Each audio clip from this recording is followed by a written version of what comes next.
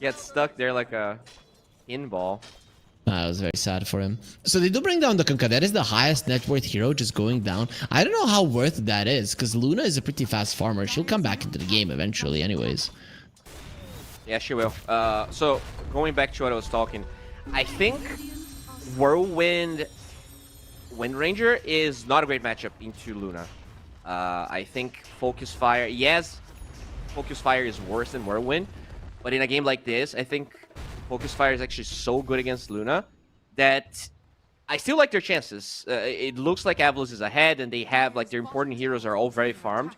But if this game can be dragged, which is possible, right? They don't have a lot of siege on the side of Avalos with the heroes that they have.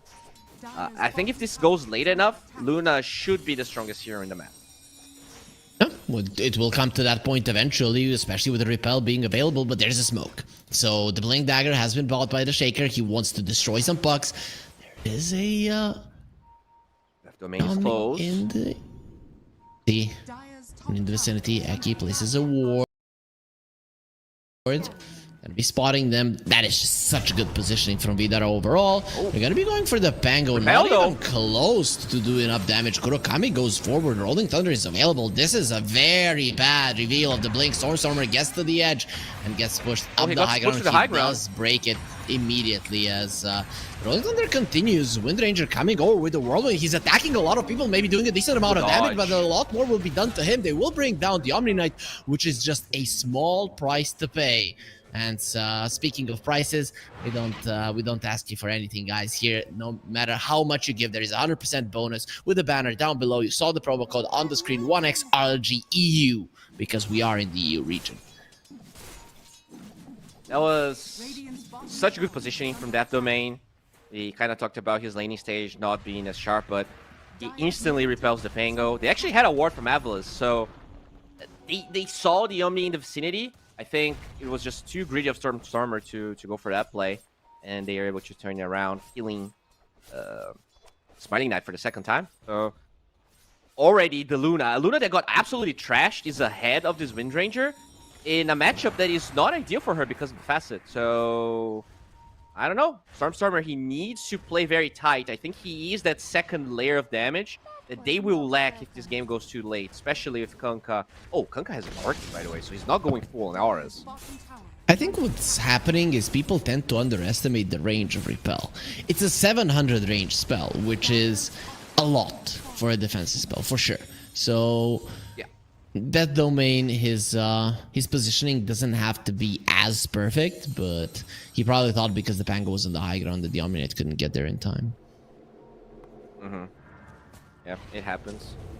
Now, this Orchid is very scary. This Puck has so many things to worry about. Like, you probably need a U-Scepter, but you also just need to be extra tanky. I wonder what the item build is going to be like. I honestly wouldn't mind an Orchid on this, a Sanjin Yasha on this Puck. I know it's probably one of the worst items you can ever buy, but the status resistance is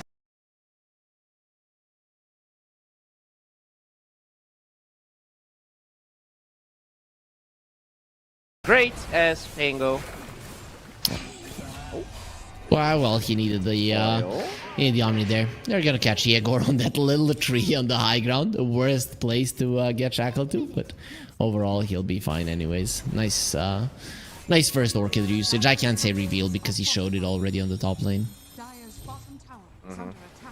I think Zibe, every game that I've cast from him, and this is the third one, he made Orchid on his offlaner every single time. He went Orchid on Pango, Orchid on Kunkka, and there was another hero he built Orchid on. So, very interesting approach, but you know, I like it. I think it allows him to be, I guess because they win pretty much every single laning stage, he doesn't need to go normal auras, right? He can actually play more aggressive, and the Orchid gives him that mana region for being active and just the kill potential.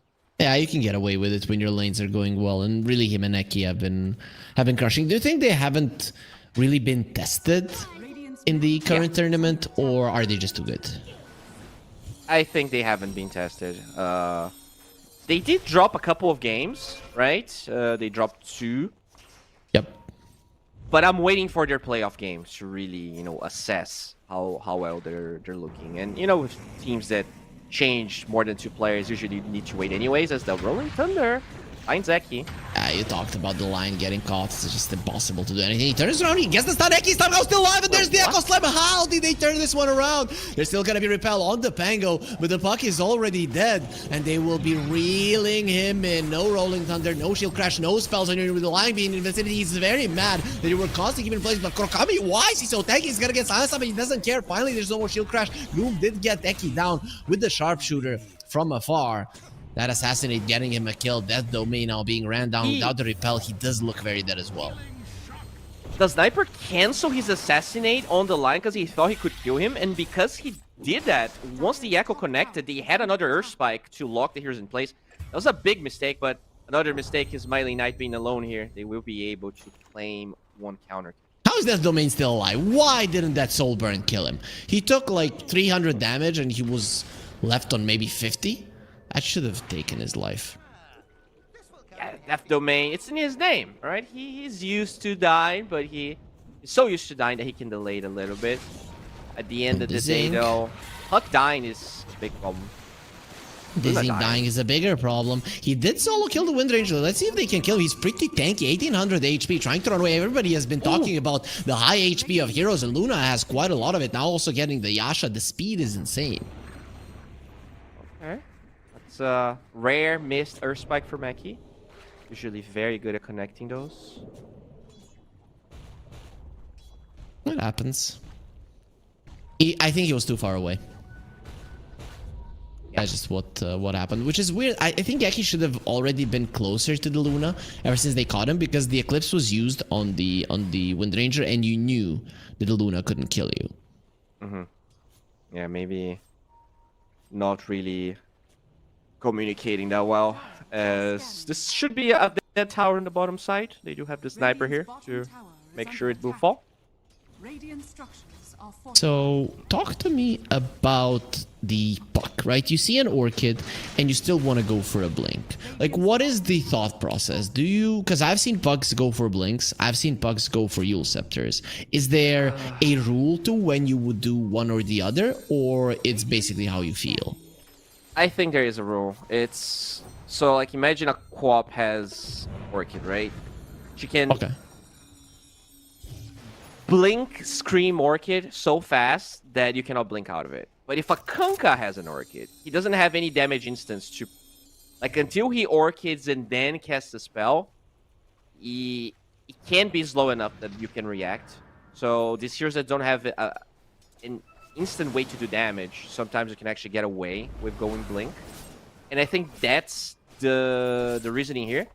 But especially if you have someone, like, as you blink out, Omni repels you, right? So the axe will not drag you back and everything. But you still need to address the Shaker. And that's the item I'm curious of. How is he going to be tanky enough? Or is it just a positioning thing, right? You don't initiate, you posture other heroes like the Pango. And the puck is a counter initiator. Speaking of Shaker... Going for Groom. Smacks him back. There will be a Gleipnir. X available. Shaker already has the Aghanim Scepter and is jumping in. They took away all of his mana, keeping Kurokami in place as Omni was found on the other side of the map. They're making sure that he cannot help Avulus, just striking on two fronts, and on both fronts they're going to be successful. Yeah, that's so sad. The Omni was TPing to help the Pango. They stopped his TP, they kill him as well. And at least the Luna and the Puck are farming, but slowly but surely, all of the big jungle region here is being occupied by Avulus. Some deep wards being planted close to the top tier 2.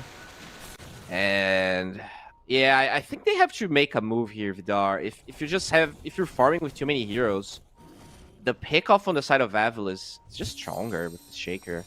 Echo is on cooldown now. I think there's a pretty good argument for you to go for play. Unfortunately, though, Nighttime's going to be over. I think they're a bit late with when they wanted to fight.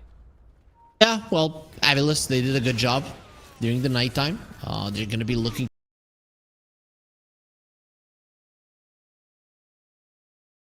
towards Eki. Assassinate being used. Puck reveals his Blink Dagger, going for the line. This time around, they get him down. Now looking towards the puck. There's the silence. He should be okay. Protected by his teammate. Jump in from Storm. Beautiful dodge on the shackle shot. Pulling in the shaker. Assassinate once again. Connecting. Rolling doesn't know he made a mistake. Oh, the Pango can't get close. Stuck in the stairs. And then no reason to blink forward other than to get himself out of a sticky situation. Zibe attempts to catch them with the shard, but the tidal wave won't be on point. Oh, that's unfortunate. They would have loved to win that fight. Echo on cooldown. You have a catapult wave. You take that mid tower. It's already so late for them to not have that one. And now they're going to be pushed back because 17 seconds for this Echo. Be careful.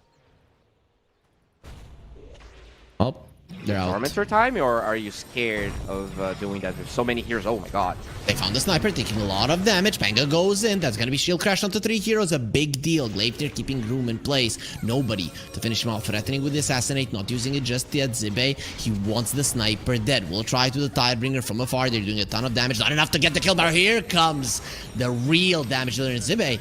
Gets in with a tidal wave. Very small pokes with him. There it is. Eki going in. Goes for the finger. Yegor does look like he's gonna live because of the repel. The sleep was used just to keep him at bay. Yegor is the only one doing damage and he still gets stunned up. There will be a net looking towards the Pango. Doesn't have the rolling thunder. And what an Echo towards them! And they're just gonna get smacked. Even missed on the Fisher because of that tidal wave. But it doesn't matter. The damage is done. Quite a lot of it. And that will be a full 5-man wipe. What a play from Avilus. Stormstormer waiting. And his chance has finally come. Oh my god, what a scary team. They kept on poking. Ooh. Okay, that's not gonna be enough. Stormstormer's a tanky boy. From the mid lane, they pushed Vidar all the way to that right side because they wanted to defend the Tormentor, wanted to defend the Wisdom Rune. But Avilus just infinitely poked. And yeah, that Eclipse, you cannot use it if Song is up, right? It's such a good trade if you just Song after it's done, and everyone was stuck together. They get a perfect shard from the Kunkka. Beautifully team fighting. Yep, did everything right. I mean, remember the old days of Dota, TI1, TI2, even before that, Nagas were the king of team fights just because of this, just because of the sleep at a perfect moment, and that is what happened to Vidar. They weren't paying attention. The puck tried to push the enemies away with the repel, just wasn't strong enough. Smoke from Vidar. They ignore Stormstormer. They know he's a tanky boy in front of a tier 1 tower. But, I mean, Soniku is also not the target you want. They're gonna have to go for Stormstormer. He's so tanky, though. I shouldn't be this tanky. Assassinate coming in, shield crash some damage. Tries to jump and the Assassinate stops him. Buck is way too afraid though. And here comes the boat. Stormstormer will enjoy the rum. He'll enjoy jumping around as well. And this is going to be very dead Pango. They even cancel out his shield crash, so no extra shield for him. So it will be a Stormstormer godlike. Yeah, you're right. He's way too tanky. 3000 HP, will have a BKB in no time. Actually does have a BKB plus 600 gold to spare. He's having a perfect game. You know, they give him the 24 pick and he Run, delivered. Luna. Okay, he didn't run in time. He didn't listen. Has the Manta, has an Omni. Save. There's the Omni coming in. Now with the Eclipse gonna be turning around. You better run out now. He's gonna be taking 1 kill. Also the puck pulling in the Kunkka. Where do you think you're going? Luna very happy about this. And now going for more. He doesn't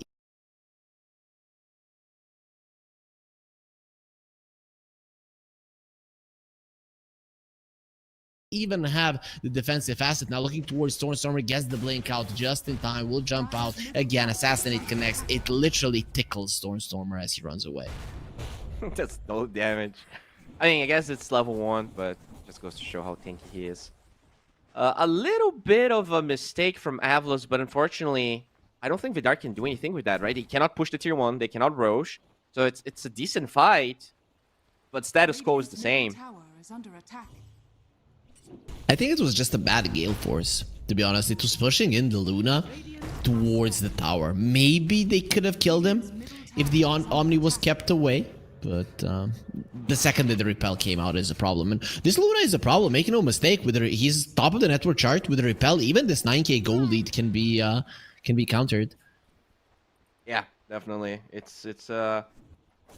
I think the biggest problem for Vidar in the big fights is how you bait these key spells that you need to win. So you need to bait Bolt, probably. You want to bait Bolt and not fight into the Rum. You probably want to bait the Song as well. But Puck is in a position where he's so scared to do anything. We saw in that fight against the Shaker, like they disengage almost instantly.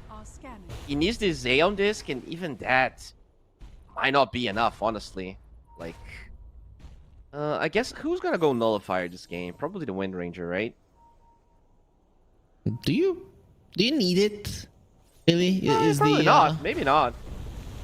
I guess the Omni ulti might be a reason to go for it. The Nullifier is a good item anyways. Luna taking a lot of damage. The Fissure is keeping him at bay. And here comes the boat. This thing is still living not for long. It was close. The Omni was trying his best. And now Stormstormer is going to be finding more. He has the BKB. Doesn't care about no Rolling Thunders, about no Pugs. He's just going to be jumping around and smacking his enemies to death. A Pango without mana is not worth anything. 100 mana left. Maybe he can get the Swordbuckle out. Eki says no while he drained his mana. His teammates drain his life, and that will be 3 heroes dead with Avilis. I don't think they took any damage, to be honest. That fight was so perfect. Like the Fissure to block the Omni, then he goes in, finds 2 heroes. This Stormstormer performance has been amazing. Like, you know, if you needed any convincing, Stormstormer was a good fit for this team. You just gotta watch this game. And you know, his Fissure was big, but also Smiling Knight being able to find that domain there and keep it in place. First with the Gale Force, then with the Shackle Shots. It was... Yeah, also the Tidal Wave, right? He dragged the Luna away from the Omni. Then they Orchid the Omni on top of it, so there's really no chance for any defensive spells being used. Everybody's doing their job. I like this, right? A lot of good individual performances that come together into a team performance. It kind of looks all coordinated, but it's basically every single one of the players doing their job. Yeah, true. Very easy to look good when everyone's also looking good. So the Puck does have his Aeon Disc ready. He just has it disassembled for now. So what now if you are Vidar, right?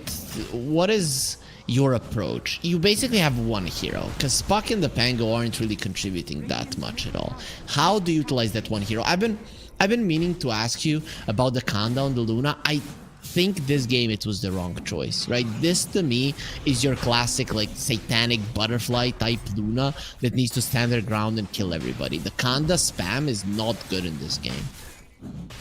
I think the burst is not bad, right? Because you see that Stormstormer is really hard to bring down. You understand how important it is to kill like the Lion or the Naga before the fights.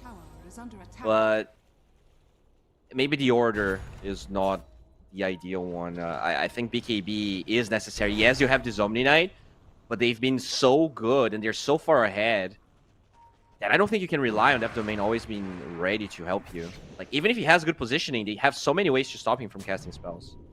I don't know, man. If you get hexed up, stunned up, and the Omni is controlled, you're gonna die. If you don't have, like, Satanic Butterfly or something along those lines, you get what I mean. If you're not a one-man army, and this Luna is not a one-man army. Yeah, Satanic is okay, but I think you need BKB for the Satanic, right? Because this is not a game where, like, you're gonna pop Satanic, but you're still gonna be X'd. You might still be hexed. I don't know. And if you go Satanic BKB, it's too defensive as well. Like, you're not gonna have enough damage. Survive until you get repelled. That's what I would do. In this game, I would dodge the BKB, not gonna lie. It just seems like not something that you can get away with. That is gonna be a good way to start out the fight. Very big one. Soneko gets taken out. You kill the captain. They still have one captain. That's the Kunkka, so I guess he can give the orders. Very funny. I'll give you a Why are you always rating my jokes? Just give me a 10 out of 10 every time, and that's it. We're friends, right? As we're friends, I'm no charity here. Okay, friends have to be honest. Sure, man. Whatever you say. Roll up available. Much with it. Dominate got silenced. Wants to run away. That is not gonna be allowed. Whoa. Shackle short. Oh, he gets Doesn't found. connect to any of the trees, and Yegor got found by Stormstormer. So he also has a haste rune. That is gonna be a bonus. Dunking hard on even more heroes, and that domain loses his life as well. Stormstormer is just getting everything. He's way too strong, and he's not done. Oh no, Groom, you showed yourself. You need to run.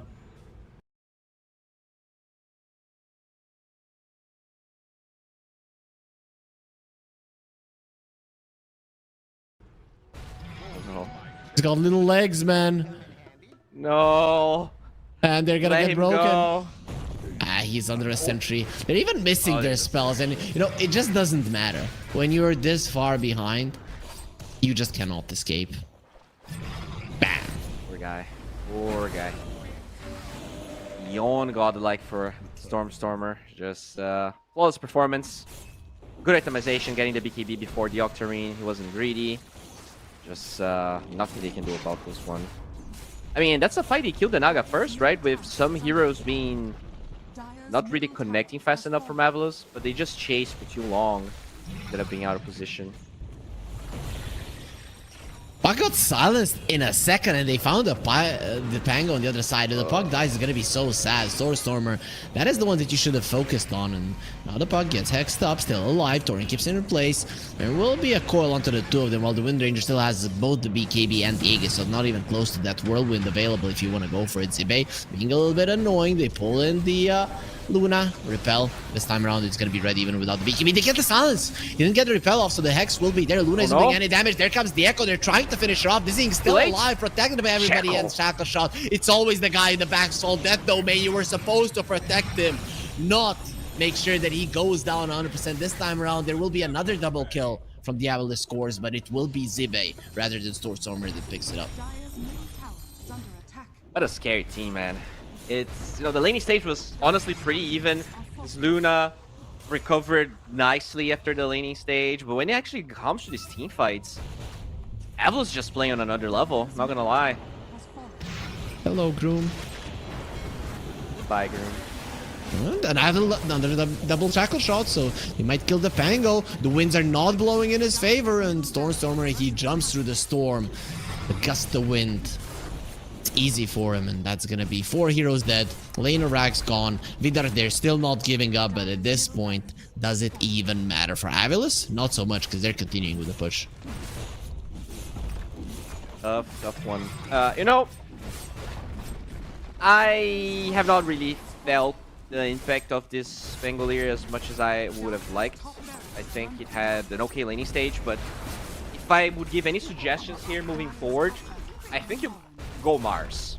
I think Mars is very good against Wind Ranger in range, most of the range cores, and at the same time, it's a counter to the Earthshaker. So you don't have to ban Stormer. But now, if he goes Eggs before the BKB, Arena just really messes you up, and it gives you more lockdown. I think it allows, it's more damage and more lockdown than what the Pangolier offers. Where did you say that? In my mind, it's like Pango had the most impact out of everybody else. Sure, maybe impact in terms of catching people and killing them rather than surviving for a long period of time would have been better. But yeah, I agree that it's either draft differently around the Pango. Why is he? I don't think he's a good response to the Shaker, right? And I don't see why they wouldn't pick Shaker again if it comes to it. Yeah, I get it.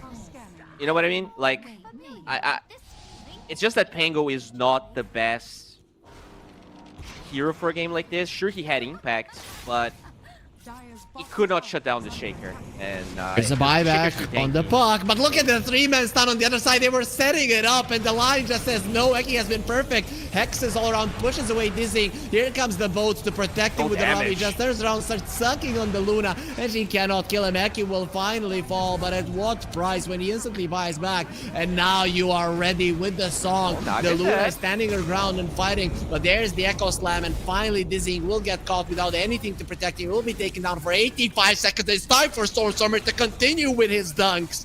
The Stormer show and the Eki show continues, while Vidar, other than killing supports, they can't get anything. Yeah, that's what they have to do, and even then it's so hard, right? We talked about it. When the Lion has freaking Crimson Guard Pipe Rum, how are you killing anyone? They had to like BKB this Luna just to kill Eki. Like, that's how tough it is for them. And yeah, I don't know if this Kunkka is a big problem. I think Zibe with this Orchid build, it really makes the hero look much stronger. Now Smiley Knight just diving. They have the Crimson Guard in the towers, but doesn't look to be enough. Eki's doing everything right. Every single time that the Puck is jumping in, he's getting either silenced or hexed. And now he's scanning just to run away from a Shadow Bladed Lion while his base is in shambles. It is insane. There's still a promo code for you guys, 1XRLGU, but for this game in particular, I think we can all agree we know who the winner is going to be. Yeah, Daedalus on Stormstormer, creating for 3,000 on Ancients. You can pause the game. What? How can he? Oh, Stormstormer. Okay, okay. I thought Smiling Knight critting for 3,000. I was like, what the hell is going on? No. Yeah, he does have that 50% Ancient Totem damage talent. It was pretty good. Very good talent. Yep. For sure. I think he used to be higher. I think he used to be like 80%. So No. insane. Oh. You can Google it. That's not true, Bowie. It was always 50. Are you sure? Yes. Are you an Earthshaker player? Let me check the numbers and then I'm gonna tell you. Right, I know the order of his talents got changed. That is Oh, maybe that was it. I think it was level 15. I think it was the same, but it was level 15. so yeah, but nobody got it at that point because it was after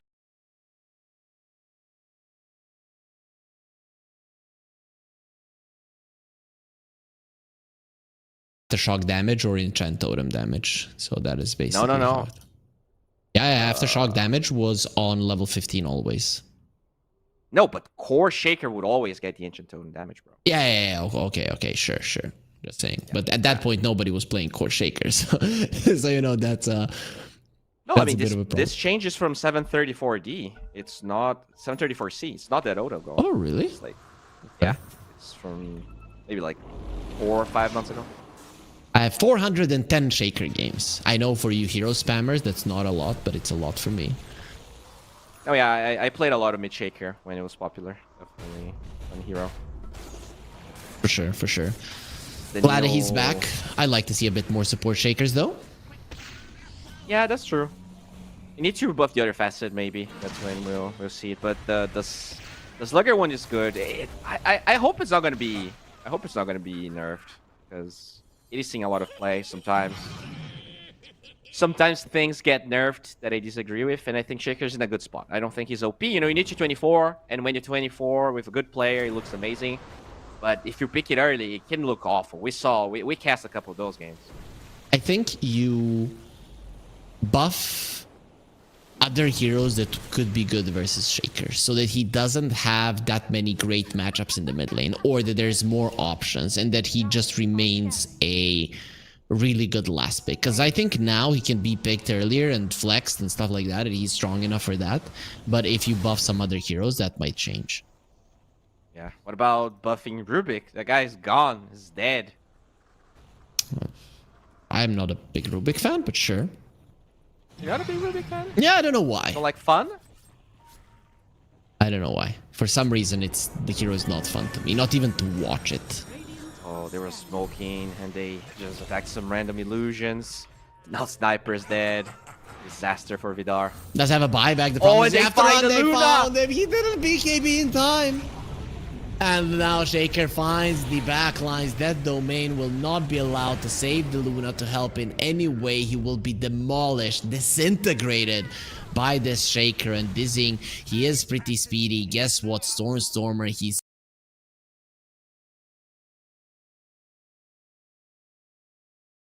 speedier.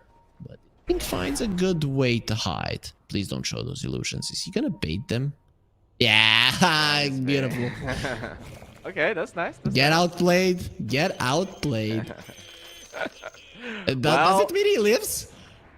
He's Yeah. living actually, goddamn. Okay. And it will buy time for everyone to spawn without having to buy back. Oh, there you go. Even gets a genius out of Eki. That's some praise. You know, when that happens to you, you feel dumb. No matter how good you've played the game, when that happens to you, you feel like, okay, the enemy team player is smarter than me. Well, regardless of smartness, they still get those barracks and they don't have BKB on the Luna, so that's why they're not fighting yet. Okay, Drool. Be fine. Well, they're not fighting yet. For... They're versus Mega Creeps, Bowie. So when do you fight? fighting game 2, I believe, because right now.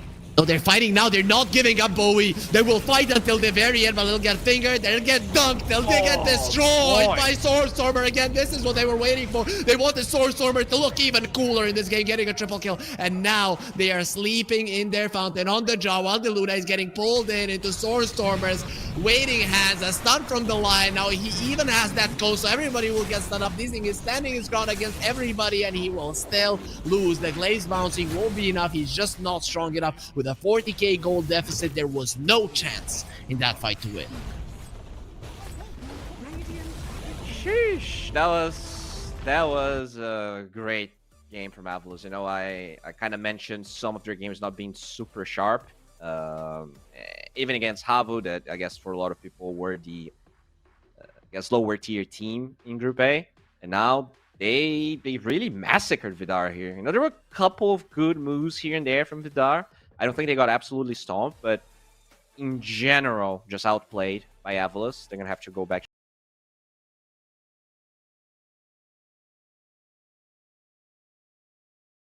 to the drawing board, and yeah, very impressed by Avalos, which, you know, it's expected. I think that's the Avalos we wanted to see every game.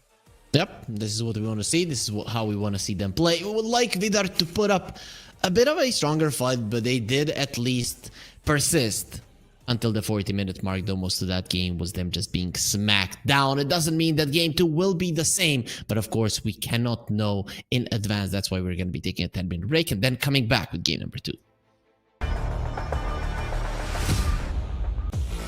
1xBet and EVA Alfie present betting on all esports events on the website and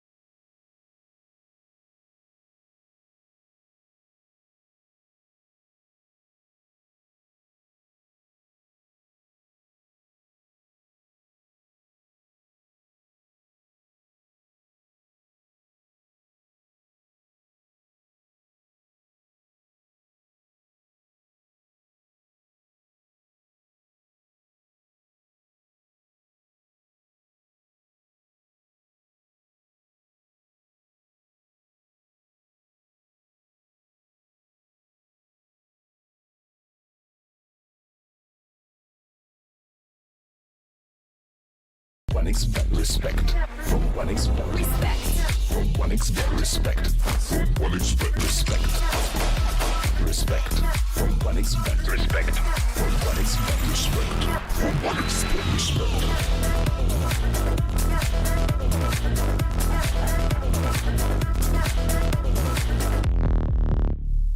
Hello, son. Hi, Mom. Pretty girl. This is Eva. Nice to meet you. Thank you very much. Your dad's just making his favourite dinner. It's duck. Come on inside. They're all probably too gruesome to tell you while you're eating at the table. How's your food? Is everything okay? Good, good.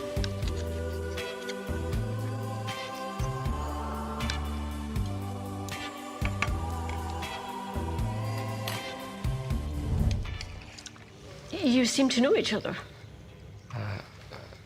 Yeah. This is the new ambassador for 1xbet. Oh, I see.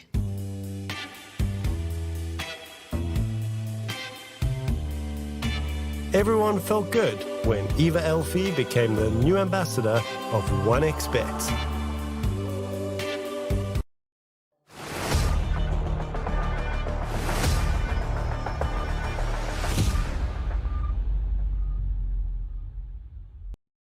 And we are back here with the Regional Dota 2 series. This is the last day of Group A, so we're pretty much halfway there here when it comes to the group stage of our last tournament in the year. This is the 12th one, Bowie, and then only the LAN in late October here in Belgrade, in my home city. We'll be left with 6 teams that have qualified through our ES points, and then 2 directly invited teams that will be announced. So you should follow our social media for sure.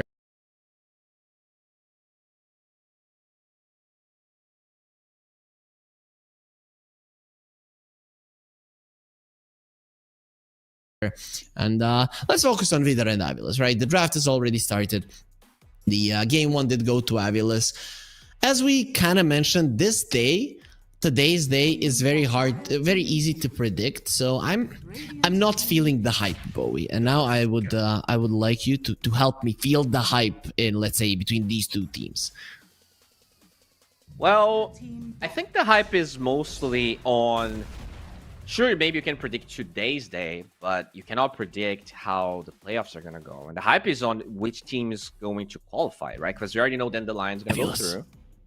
And Avilas does look like they stand a pretty good chance. But if they flip, I mean, this is no double elimination type bracket, right? You lose once, you might be out. And you know who's actually fighting for those RES points as well in the other group?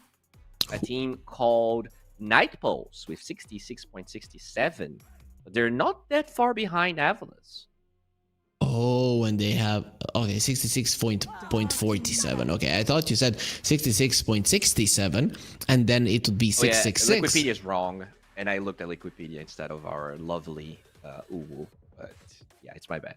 No problem. Wikipedia is just forcing some numbers. I don't know why. Am I insinuating something? Anyways, we get to see a Tusk and a Sand King. When it comes to TI, I think these 2 might be the most influential heroes of the tournament, right? Because Sand King, everybody was afraid of this guy as the first pick, and Tusk is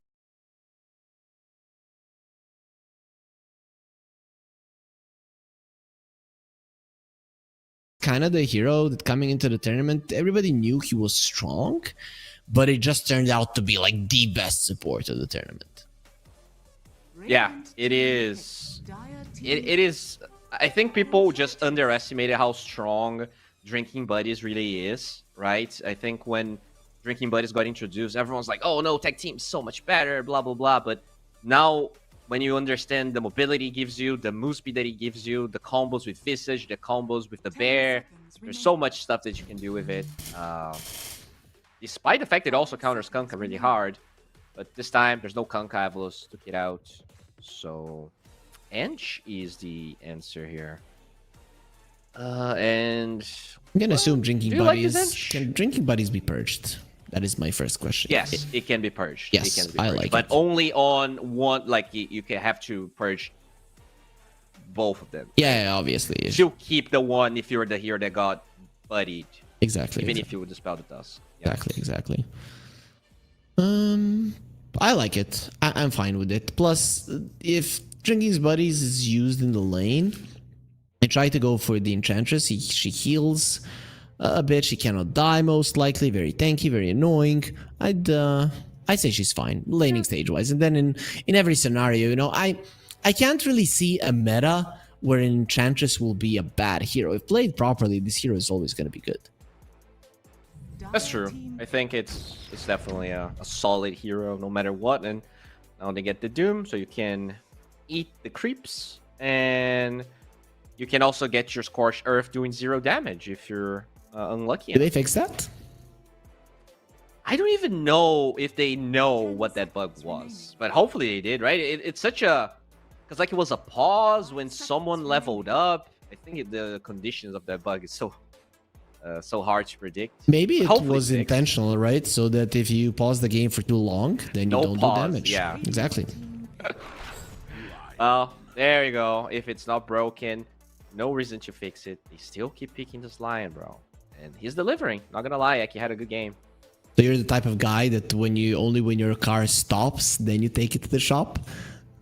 Wait, that's how it should work, right? You're gonna be spending money with maintenance when you could be investing in your favorite scam artist. Exactly. And then when your car stops, then you're just gonna be paying 10 times what you would have paid if you just took it regularly. Well, that's if you drive a shitty car, but I drive a lot of Niva, so I don't have to. Yeah, that okay, sure. That then you never go to the mechanics. Makes sense. Lada Niva, Golf 2, those two they never stop running. Just impossible to destroy them. Anyways, let's see. So Lion once again. I like this because into a Lion. Ooh, Medusa into a Lion. God damn.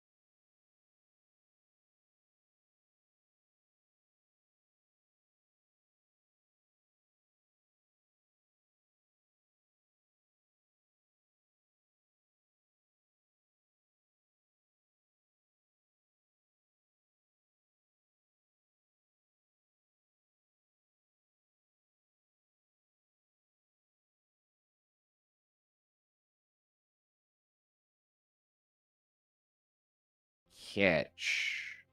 Right, Lion takes a while to get online. That's your catch. I think now you send the Sand King into the mid lane, right? He deals relatively okay with the puck, if I'm not mistaken. Yeah, pretty easy lane for you. Just shove the lane to the puck. No cooldowns really necessary for that, and you gotta pick an offlaner for you. And you talked about your Mars. It's not good here though, right? Because Mars against Puck is pretty bad. Puck does have a way out of the arena. Yeah, bad versus Tusk as well. Yeah. You need something else to... You definitely need control on Vidar, because only the Sand King doesn't seem like it's good enough, especially because we've seen a lot of like greedy Bloodstone rushes, even when you get the Blink Dagger. It's only the Sand King plus the Mirana Arrow, and you can snowball save people. And a lot of offlaners don't really bring you lockdown, which is pretty problematic here in terms of what you want. What about a Underlord? Centaur? Underlord. That's good lockdown for a Tusk. Yeah, it's decent against the puck as well. Sure. I don't think it's necessarily bad. I feel like the mana drain, though, like there's a lot of trash that's hard for him to fight. I know. This is a perfect pick if they want to go for it. Are you ready? Are you ready for my genius prediction? Shoot. Night Stalker. Okay. If Ramses 666 was playing this game, I would definitely agree. Or even Mr. Nightfall.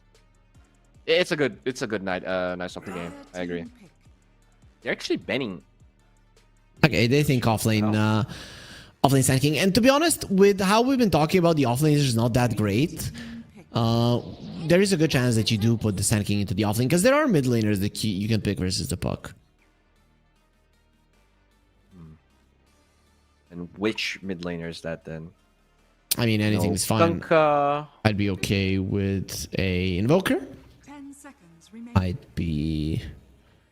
I don't like the Invoker. I think you need more. Shaker. Control. You can go with Shaker for Vidar this game. Oh, Shaker. You have I the don't like Tiny that Shaker. you mentioned in the previous game. You know. Give me Shaker. Give me Shaker right now. I think, yeah, it's a good Shaker game. You're also going to get some Solar Flare damage. So when you have a Daedalus, you're going to be creating noobs for a lot of damage. Yeah, I don't hate the Shaker. I still think Night Stalker is the best pick possible. But they go Centaur. Not loving it, not hating it, not loving it. I mean, I understand why they get it, but it just makes this Tusk way too good of a hero. Not gonna lie. Yeah, it's very reactive draft. Very hard to really stun anyone either. Centaur has a lot of mana problems. The mana drain is super problematic. Have snowball saves, as you said. A lot of control and silences on the center to prevent him from casting spells. And if he's not getting spells, you only have Burrow Strikes to rely on. The arrow can be hard to cast in these fights. So many creeps and stuff in the midst of the fight.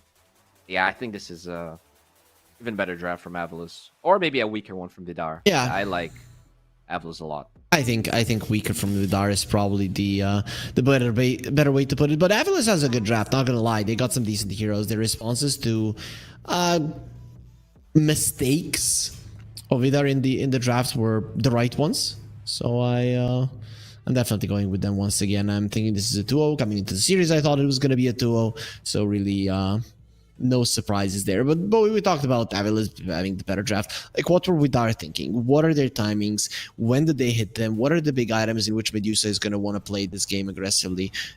Where does their lineup and how does their lineup find the victory, if it's possible?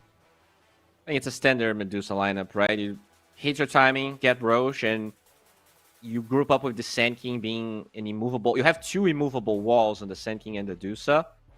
And you have to like fight into them when there's Stampede to disengage, when there's Solar Flare for the Deuce to hit. Ideally, if the Deuce is strong enough, the Lion can't just stand his ground and leech.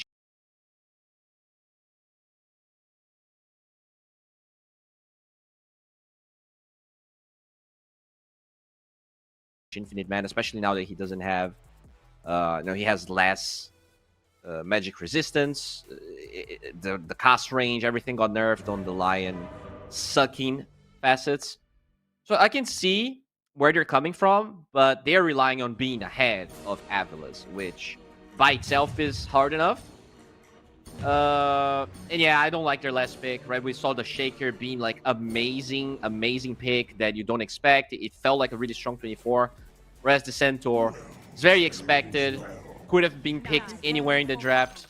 So we'll see if they can do it, but it's going to be out of sheer outplaying, especially the side lanes that I think are not that easy. Medusa just not a strong laner.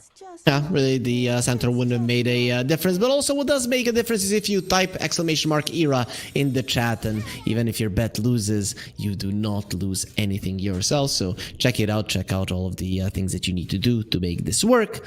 And let's get into the game. I hex you this game too, bro. Yep.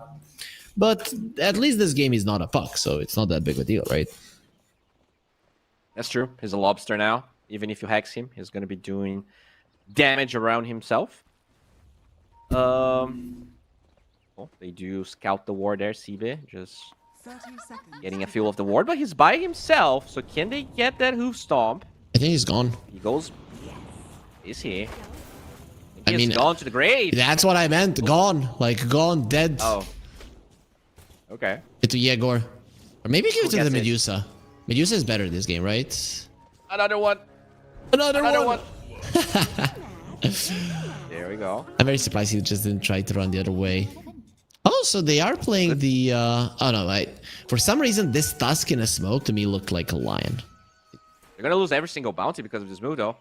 Literally every bounty is going to go towards Avalus. Worth it or no?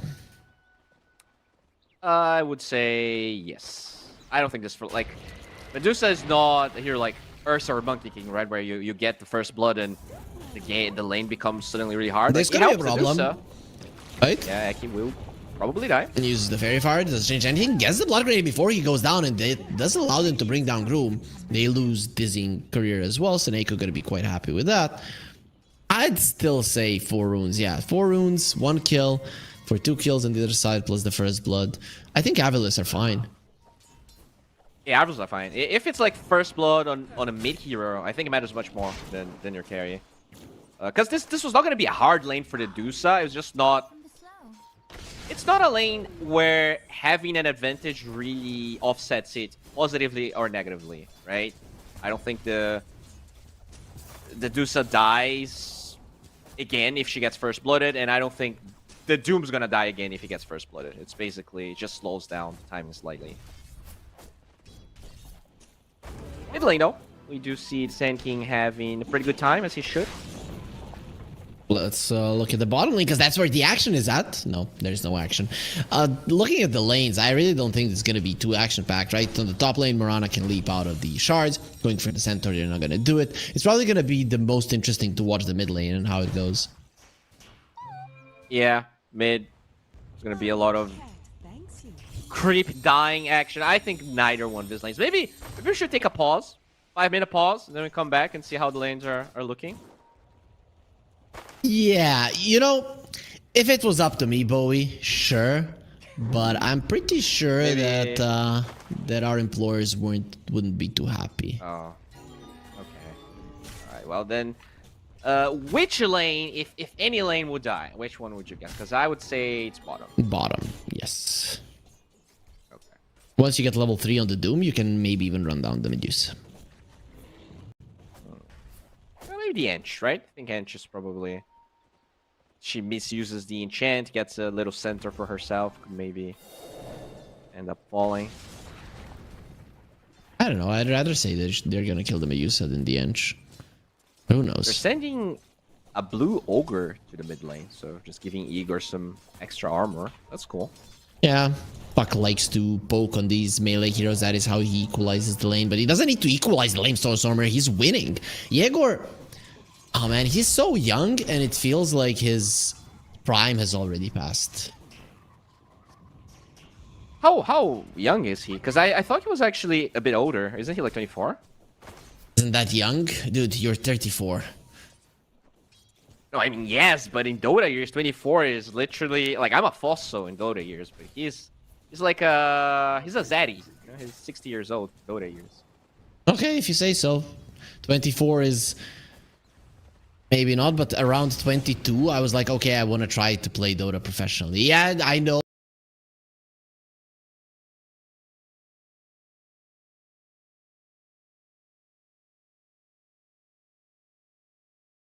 Oh, maybe that's the reason why I didn't do anything. Maybe should have started at like 15, but no late bloomer here.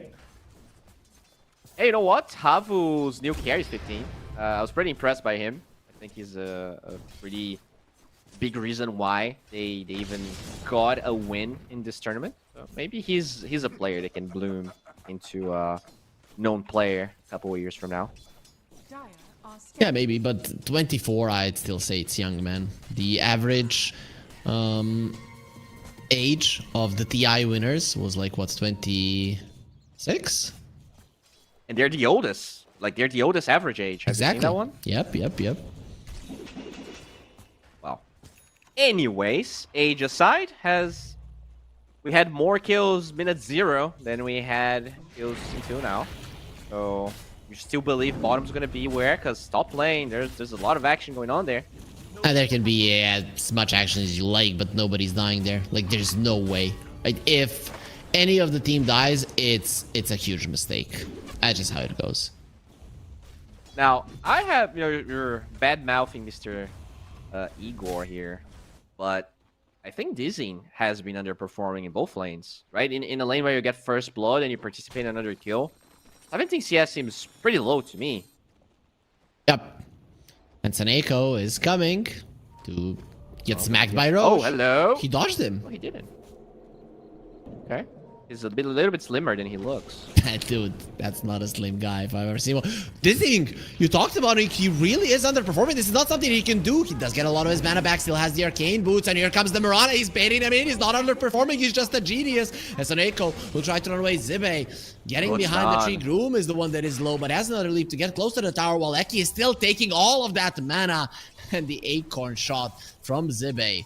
He's doing a massive amount of damage, but this thing is going to be left low. Needs to be careful about that. Arrow completely off the bar. That arrow missing is a problem. They have a lot of creeps here. They're going to dive the Dusa. Let's see. The Starstorm going to be connecting double on Eki, and this thing has no mana. He's going to be taken out. Saneko, however, will lose his life. Zibe has got a double, and he might even get a triple. The Scorcher is still going, and this one is not bugged. The two guys from hell will be sending 3 heroes of either exactly there. Radiant's middle tower is under attack. I don't know, man.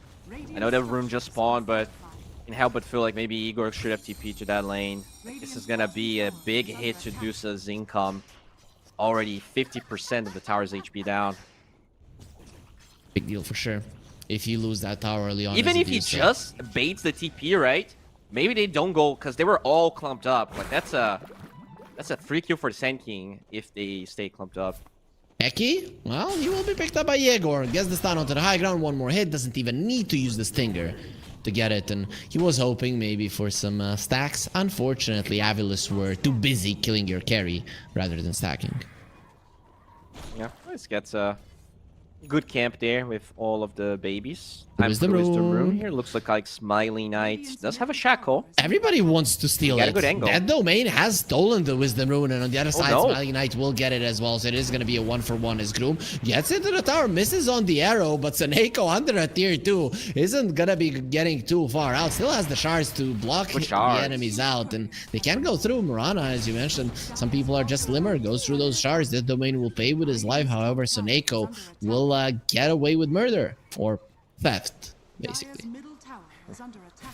Yeah, so it was a 1-for-1. The supports are not going to be struggling that much.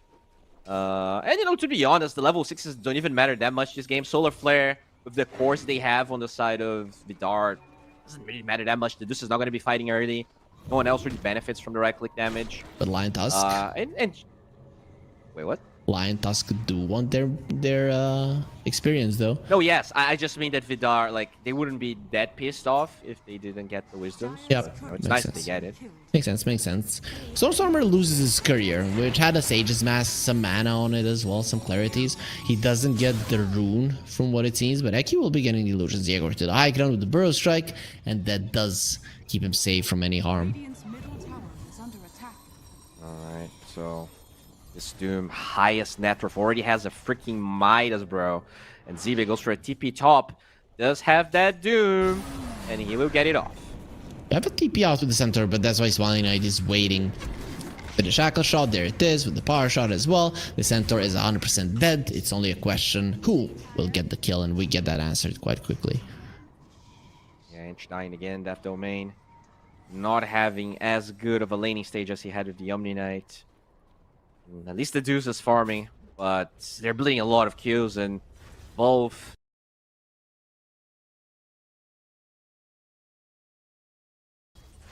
the Sand King and the center are unable to do much about it. It is a 2k gold lead, so it's not too much. Especially when you have a Doom. How many points does he have in Devour 2? So currently has been on the previous side. Well, now he's gonna be stampeded on. They want him dead. Arrow connects, Gorgon's Grasp, double Starstorm, and a couple of more right clicks. And Kurokami, he does get his revenge. Okay, not too shabby. With Portal through the other side. Sand King's Blink Dagger is getting pretty close. So that will be the first real active item that they have. The problem again, though, is that the Centaur isn't great at helping them look for kills unless it's the Sand King rotating to his lane. So that's what I want to see. I want to see more emphasis in going for those aggressive moves and taking out towers. Because even in the last game, it felt like Vidar had only taken the mid-tier 1 tower in a 30, maybe? Like, it took them a long time. Looking at the runes, head is gonna be pucked with a little bit more luck. Arrow dodge at the very last second. Stormstormer playing with his life a bit too much. I don't know if he even noticed the arrow until the very end. Reflexes. Stormstormer pretty low, but does have that region. Goes for a little play here. Does they protect the stack? Or do they? A small stack though. Let's see. Nope, the Sand King isn't coming over. He'll use the coil, it gets broken immediately. So he actually leaped. He got coiled as he was leaping. Very nice prediction from him. Dizzying, he's gonna get dove. Stun doesn't connect. There's a tanky hero to go for. Doom not available, so very smart move not to dive this mid. They really wanted a lot of damage to the tower, and they're gonna get a decent amount, especially with the glyph being used to protect the catapult, but it will still stand. I'll look at the other side. Saneko still trying to be annoying. Arrow pretty nicely shot, but still finds a way to dodge it. Yeah, if you don't have these setup heroes, hard to make those arrows work. I guess you do have the Gorgon's Grasp to maybe aid the arrows. Usually in the past you wouldn't actually have that option. Yegor is coming, has a blink, smoke was used, they won it, they won the fight, and now you do have a setup. Doom before he casts the ulti though, that's a hard one. You can, there's the arrow, and the epicenter, he's gone. Saneko needs to be careful, because he could very easily turn into a bonus. Now, this tower is not bad to take. We'll see if they're gonna have the power to do so, as the Deuce is out of there. Smart defending the mid tower, but that does open up the possibility for the puck to react to the bottom lane. Saneko taking a lot of damage here. Yegor chasing him down, as that domain will be coming close as well. Snowball to the side, close to the Mirana, into a double Starstorm, and pretty much into his death. Coil onto 2 heroes. You have the Nature's Attendants. That's probably going to be enough for him to survive. Stampede being used. They want more, and they're looking towards the Wind Ranger that has been caught smiling. I don't know what he's doing, but whatever he was thinking was a bad thought. And he will be taken out, but a very good thought on our screens here.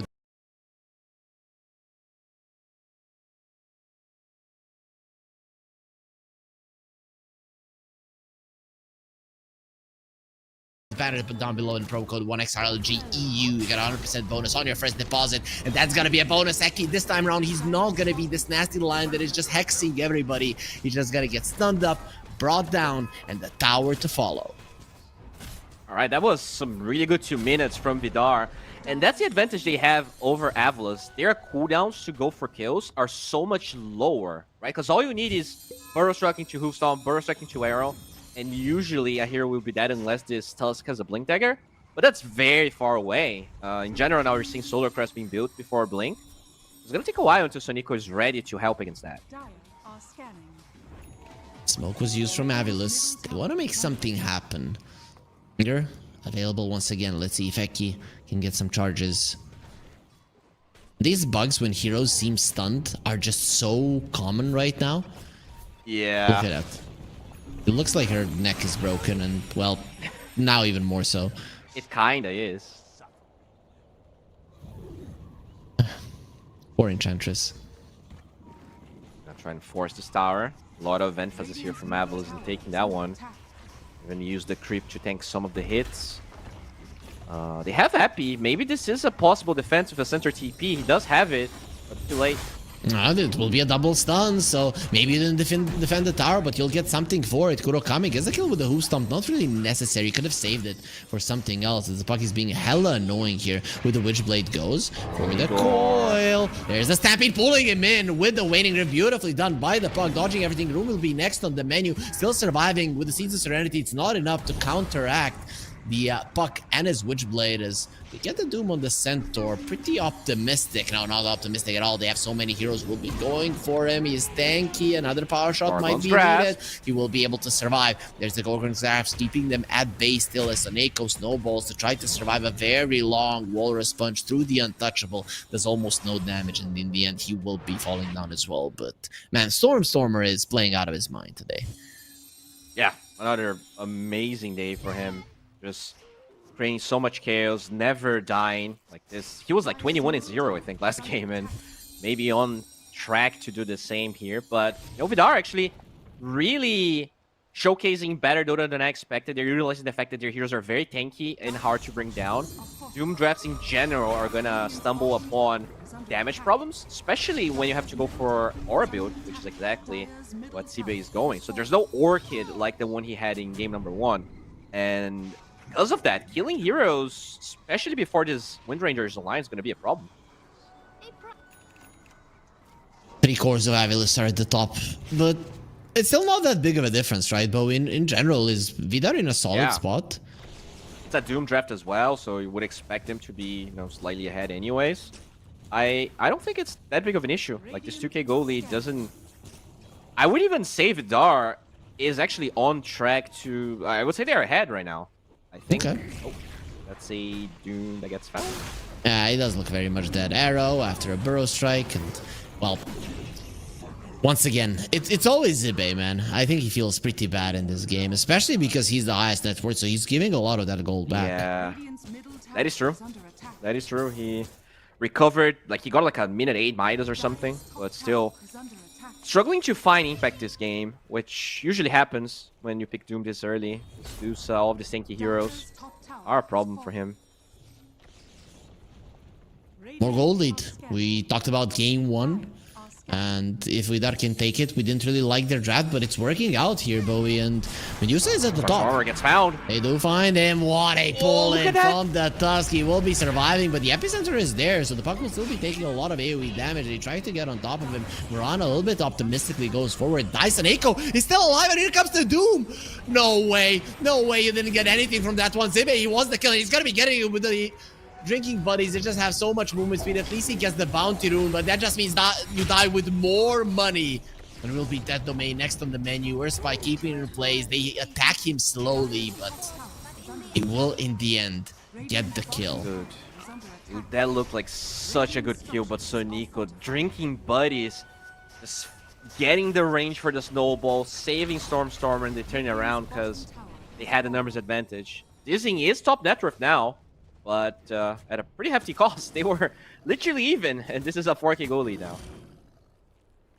Okay, so he wants a disperser straight up from the Medusa. I thought this was going to be a butterfly because you are playing versus a Wind Ranger, so it would make sense. But he decides it's not a butterfly, it's a disperser. And they have Crimson Guard, okay, right? So he feels like that damage is not going to mean as much. And with the disperser, it's another counter to the Doom. You can dispel the silence from the puck. There's definitely a lot of value there too.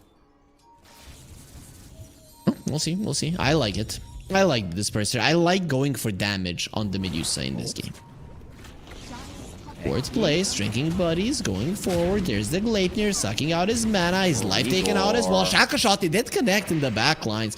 Only to the tree. I thought it was a hero there. Fukami breaks the coil, goes forward. Stampede, hoof stomp. They want Smiling a Gorger's Grasp at the very edge, but once again, Saneko is saving his buddies, and he will be keeping Fukami away. And they found the Medusa. He has no more mana. They left him all alone. He's your carry. He's the strongest hero on the map, and you just allow him to get surrounded by the enemies, and Sorcerer will will take him out. Now they're coming back to just see the corpse of their strongest hero, their Medusa, that is no longer at the top. Now he's going to be Stormer once again, because he's continuing with his onslaught in this game. The Gleipnir will connect, and now they want the Centaur as well. He has no more friends. Beautiful shackle shot onto the totem. He is way too tanky, and the Sand King is back, so this might be a problem for the Wind Ranger, but they're looking towards Soneko. This is the guy they hate. This is the guy that has been making all of their problems happen.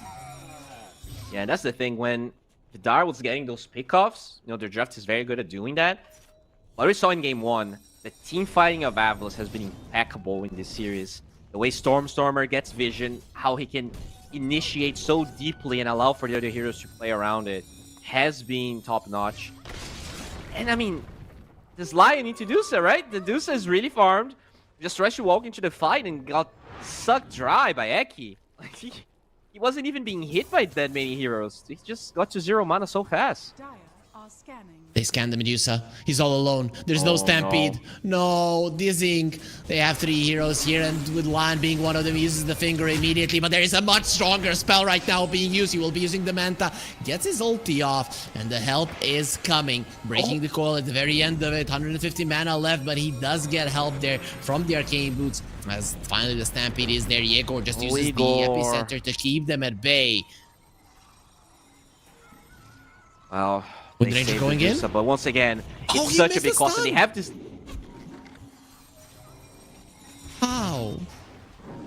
How did he miss the stun? Broom again dying to the Witchblade.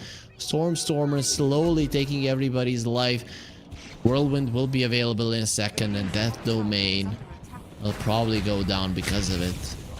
Oh, nice double stun. They have a move stomp only onto Soneko, who is just gonna run away, no problem. Turns around with the shards. Kurokami, he does have his blade mail, and of course the Wind Ranger doesn't want to be a part of that, because it's gonna hurt her more than it's gonna hurt him. And we talked about this again. Like, Kurokami, he gets drained in 2 seconds, and then the hero is useless. Like, yeah, sure, you can double edge, but it's only a level 2 spell. You really need the lockdown in this game, and you need to find a reliable way to kill Eki. And so far, they have not found that. Problem is that you have Soneko saving them all the time, right? So both of the supports are high priority targets, and you can get either of them. And not only that, but you're gonna have the auras on this Doom. There's already Pipe and Crimson, just like game 1. So even if you jump him, as long as Eki is with the team, suddenly he goes from 1400 HP to like 2.5k effectively, right? They are focusing on the Tormentor. At the moment, they're gonna wait for Zibe to protect them. Soneko goes in, has the snowball, and he just tanks it like a man. Knew exactly what he was doing there. Okay, so but we talked about it throughout the game. Is this lead of Avilis now in a comfortable spot for them? Is this where the Medusa lineup cannot work properly?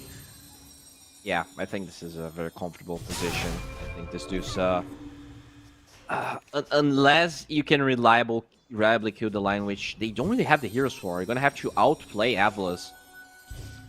I don't know. It feels like this Dusa is gonna be useless the whole game. It's just not enough mana. They are going for the smoke though. They will find Zibe. He has auras though, who's really hard target. Like, incredibly hard. Gale Force also keep it away. He turns around with the Doom Stampede being used, but the Gale Force is just doing so much work, and they will maybe take the Doom down. No, he's still living through it. He will die in the end, but at what cost? Dizzying will now be on the menu. Stone Gaze has been used, so they have to be looking away for the time being. Room takes a lot of damage. Ezeki will finally lose his life. Does take away a lot of the mana. Whirlwind is available. Shackle Shot, perfect, and they found the puck with the arrow. A perfect one. Now extra movement in Soneko. He gives it to the Wind Ranger so that she can run away, but he's not gonna be so lucky. He's not as fast. Easy breezy, but only for Vidar Gaming in this fight as they lived through it all. Avilis, they thought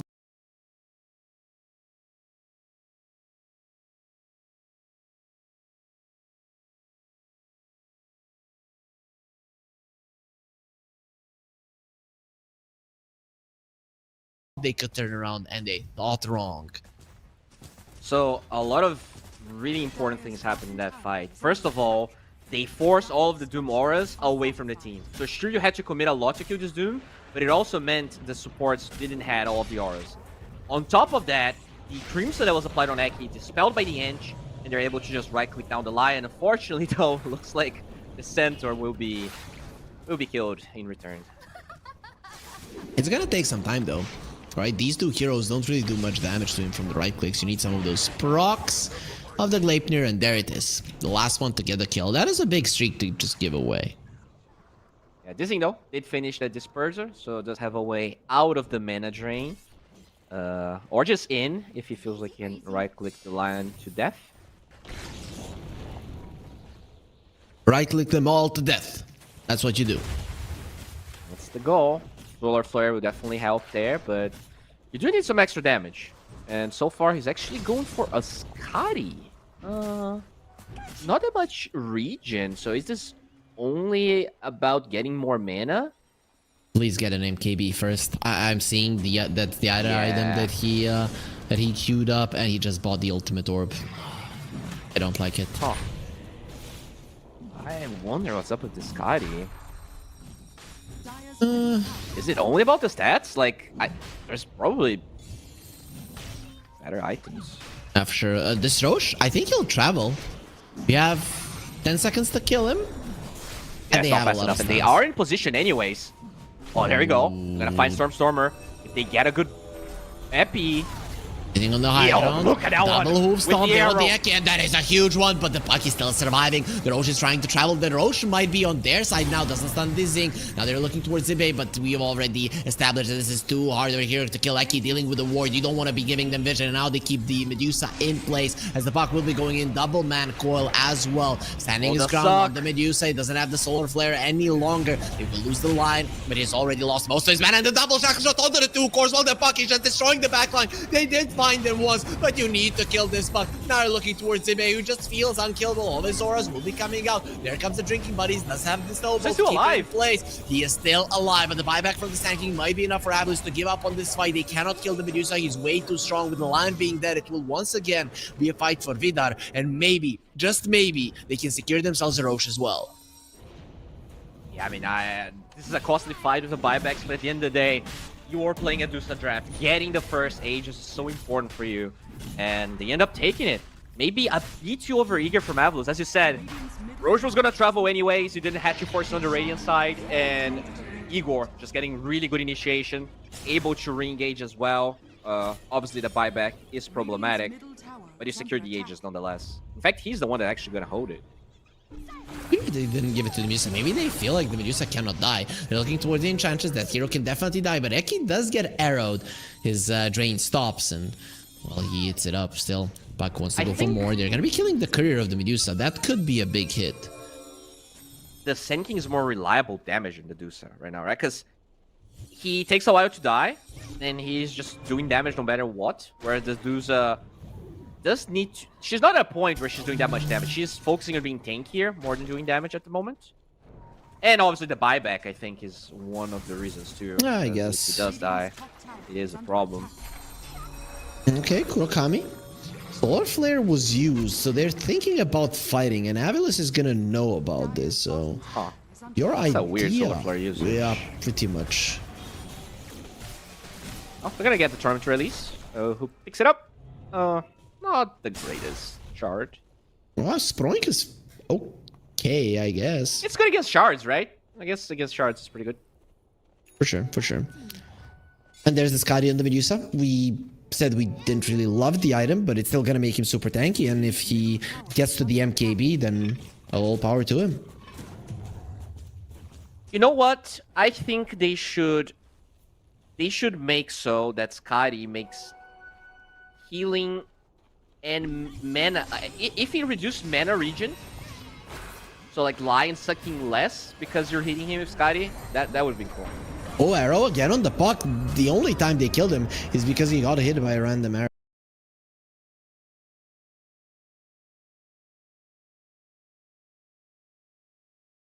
This time around, that's not going to be the case. No, that's pretty sad usage of the Aegis. Nothing really comes out of it. They didn't have Solar Flare.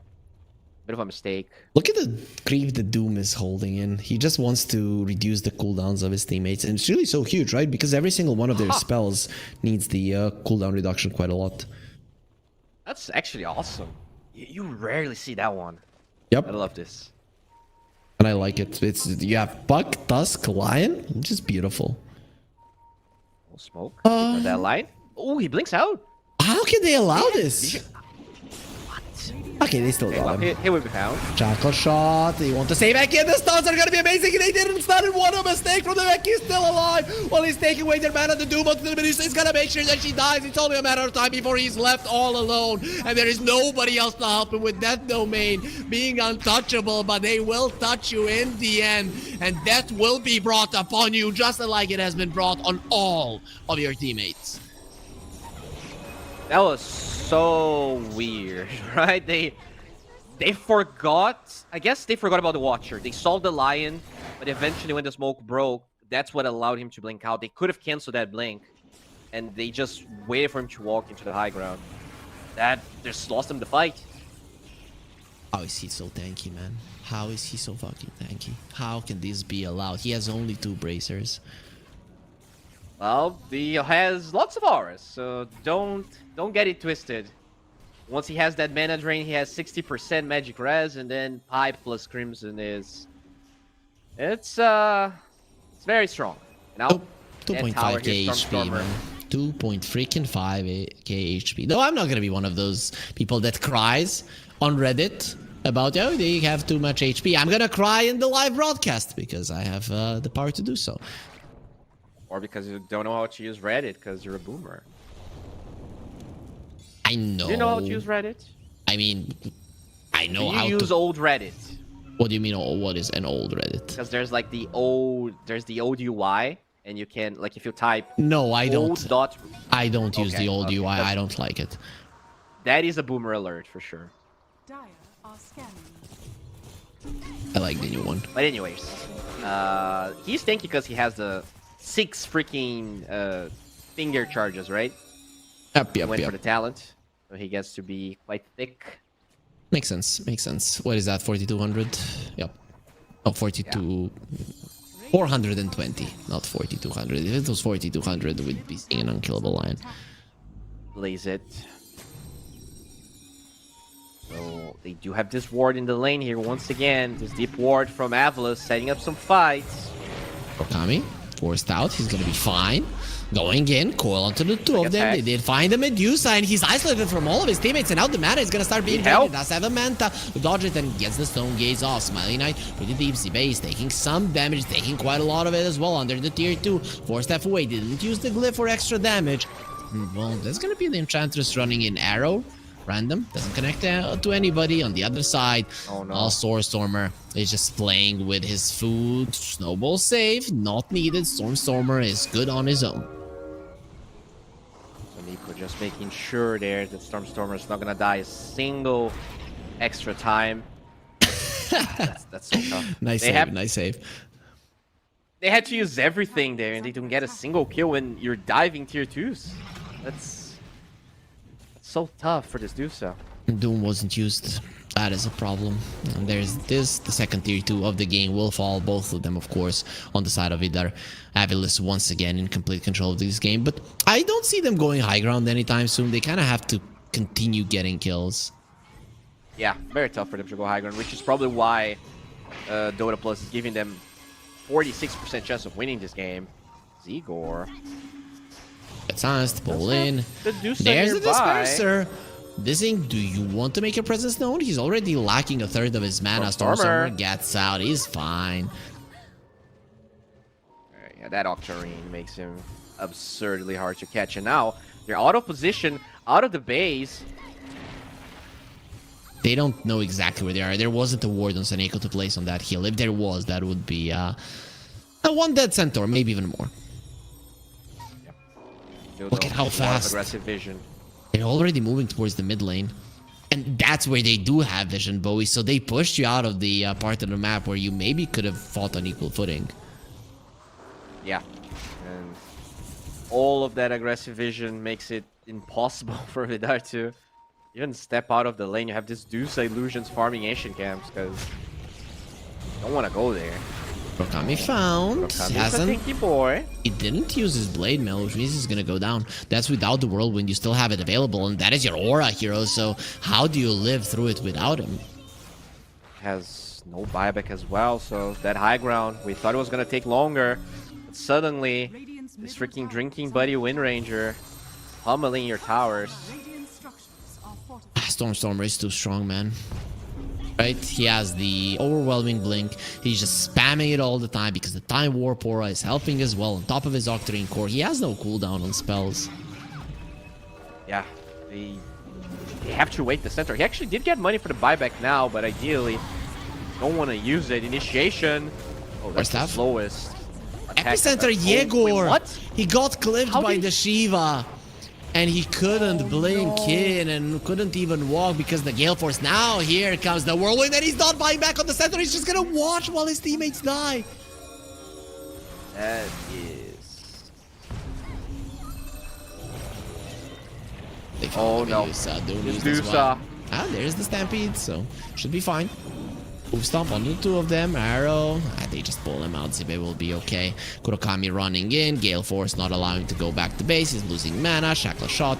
Only a mini stun, but the mini stun will be enough as he gets turned into a fishy and then filleted immediately afterward. Death Domain trying to push them out there with the Hurricane Pike. There's the Stone Gaze, so now they're gonna have to turn around for just a couple of seconds. Buyback from the Mirana won't change anything. Nobody's afraid of supports at this point. Nobody's afraid of anybody on the side of Vidar at the moment. Yeah, this is just a slow, painful death here. Avalos, clinical as they were in game one. Maybe a bit tougher because high ground's not easy. Still, this Dusa, as farmed as she is, unable to lock anyone down, and they got it's not a problem for Avalos though. Definitely not. This Enchantress is the main damage dealer of Vidar, and that is pretty sad because, well, she's almost the lowest net worth. Again, the arrow on Stormer doesn't change anything. Yeah.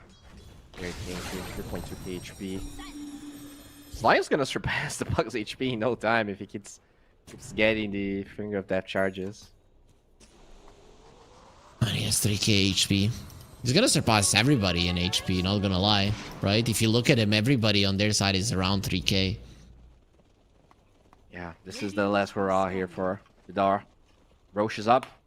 You either steal this Roche, you either win a fight now, or the game's probably over. You call GG if you lose the fight convincingly. Yep. I mean, this Wind Ranger doesn't really like damage anymore. This is not a problem for Smiling Knight. Oh, that's not the Burrow Striker one. No, but he found the right initiation. They're just gonna doom him. This Sand King is gone. Even with this Blade Mail, you're not gonna heal. Now the Solar Flare will be used, so some extra damage is there. Double Shackle shot onto the two cores. They're just stuck in the trees. Stampede to just run around. Oh, will not allow the TP out. He's a pretty speedy fish on dry land, but very soon they're gonna take him out. Dizing left all alone. Mirana is running away, doesn't even want to assist, and without mana, you are so squishy. Smiling Knight will finish him off with the power shot, and that's gonna be it for that team fight, probably for this game and the series. I mean, I love this play. They know they're out of a lot of buybacks, so time to force high ground, because you're strong enough to hit high ground. It's just that when everyone's alive, it takes too long, and that's really the play here. Look at the damage of the Wind Ranger. More than 510 per hit when you have drinking buddies. Yeah, that's crazy. 80 damage on that spell. They're going tier 4s here. They're like, yeah, screw this. Yep. And they're right. Play. Glyph is available. Centaur has a buyback. Sand King is back. You're not gonna have your full lineup. There's the Vlads as well to buff up their push just a little bit more. Okay. They're gonna try and go for a fight here. 2 versus 5. What happened? Level hoofs.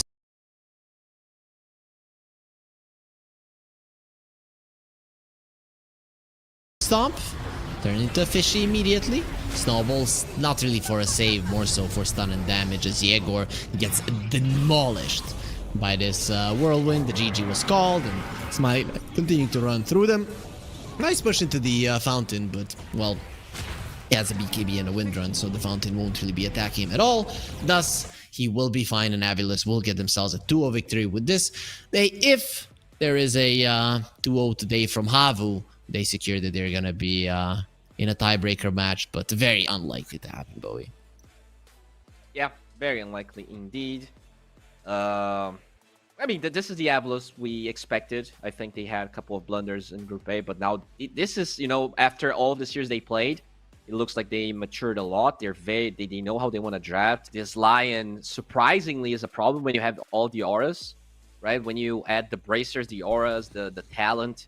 I think this is something very special about Avilos that not a lot of other teams run, and I'm not sure what the counter to that is. Do you think it was overlooked by people in TI that maybe this is something you could have gone for? That the Lion is going to be way too tanky to deal with? Maybe, man. It looks super annoying because like he's draining everyone's mana. He is not bothered at all. Because like in the past, Lion was strong because you could go like plate mail and you would have so much reach on your mana drain that it didn't matter. But now, when you pair all of the auras, you pair the fact that Bracer is strong, so plate mail, Bracer is the new plate mail.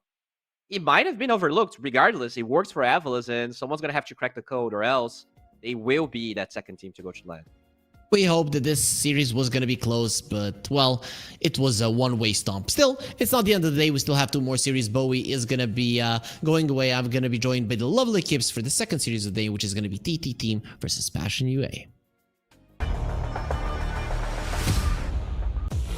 1xBet and EVA Alfie present betting on all esports events on the website and in the 1xBet app.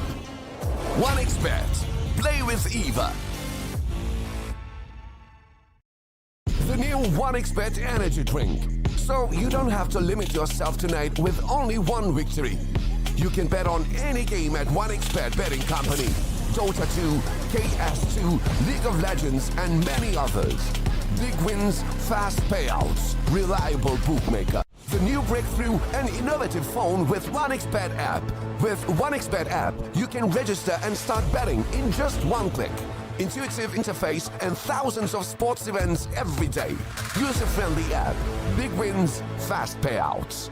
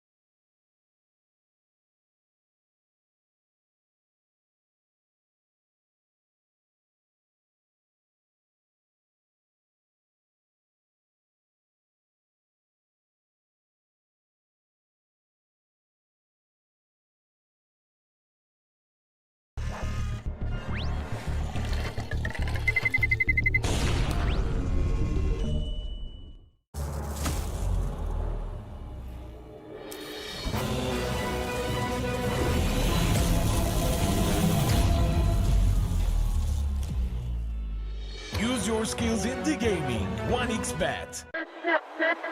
Respect from 1xBet. Respect from 1xBet. Respect from 1xBet. Respect from 1xBet. Respect from 1xBet. Respect from 1xBet. Respect. Respect from 1xBet. Respect from 1xBet. Respect from 1xBet. Respect.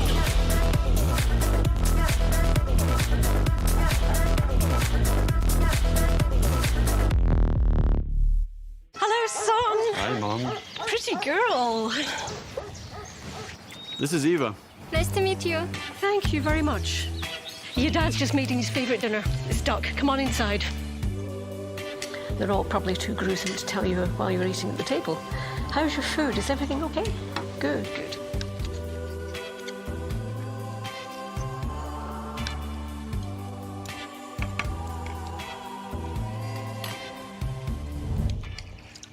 You seem to know each other.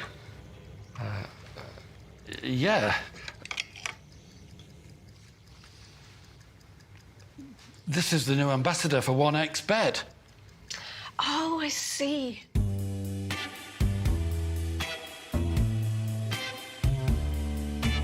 Everyone felt good when Eva Elfie became the new ambassador of 1xBet.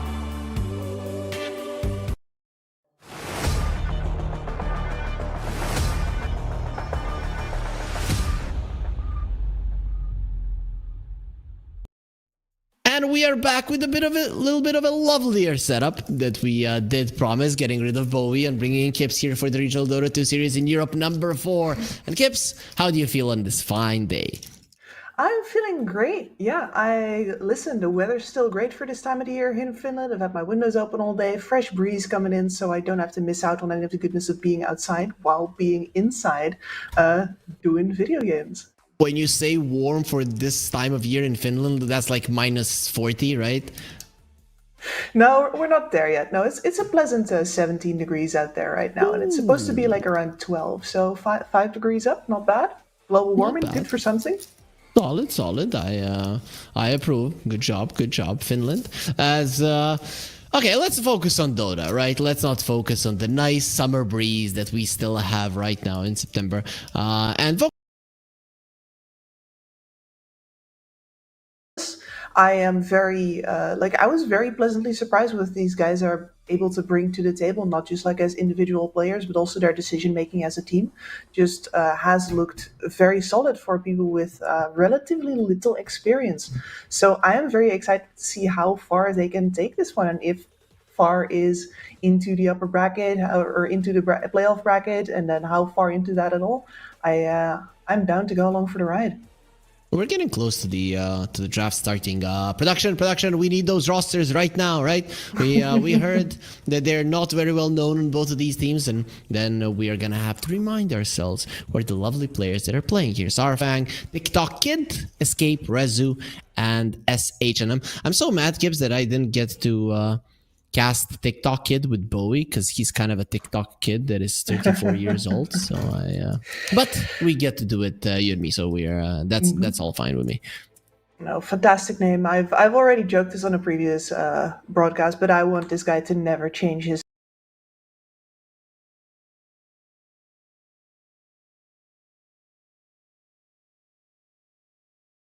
name into something like, I don't know, Sinister.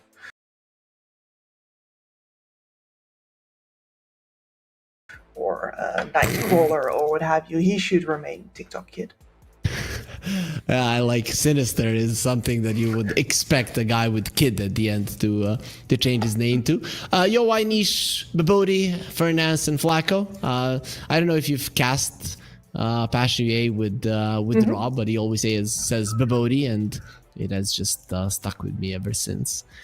Oh, it's interesting that that's the one you got stuck on, because I was definitely like Niche and Nisha. Like he became Nisha pretty much immediately with with Rob.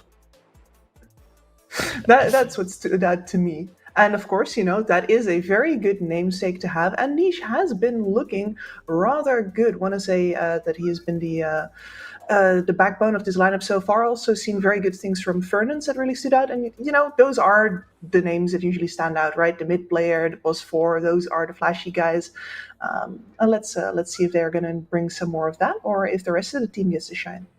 I like that because, you know, I remember the first, even though I'm not a big football fan, I remember the first game that Cristiano Ronaldo played for Manchester United. And when he's coming out on the court, a lot of announcers in a lot of different languages, in English and in Serbian, those I know, right? So I can recognize, they would say, let's see if he's going to live to his famous he's not a cousin, yes, but you know, to the famous name of Ronaldo, right? And then he overtakes the what people call him now, Fat Ronaldo, by a lot, right? So Nish, he might actually be Nisha, and we'll see if he's gonna overtake. So we are gonna be the announcers that everybody's gonna be quoting in like 30 years from now, Kibs. Yeah, I'd love that actually, and I'd love that for Niche as well, because it's always good to go from, you know, Javier Junior to Junior with the other one, or for just Javier with the other guy being downgraded to, well, you said Fat Javier. That is what we all aim for in life. Nisha did get buffed up a little bit, you know, when he started in Dota. He was just a kid. Now he's a little bit buffer, and you know, maybe in 10 years we're gonna call him, you know, Fat Nisha, but might happen. I kind of doubt it. I kind of doubt it as well. No, but like I remember Nisha with Kingwin. I think it was at an ESL where both Vega as well as Kingwin played. And I remember having a beer with the Kingwin boys, and Nisha sitting all the way in the corner, all the way in the back, without a beer, because he wasn't allowed to drink yet. And this is, you know, Europe, so 16 was was the limit. He was a kid, and I'm so glad that he stuck around, because back then I was with Vega, already scared of that guy. I'm not surprised to see that he's a TI winner. I'm honestly only surprised that it took him that long.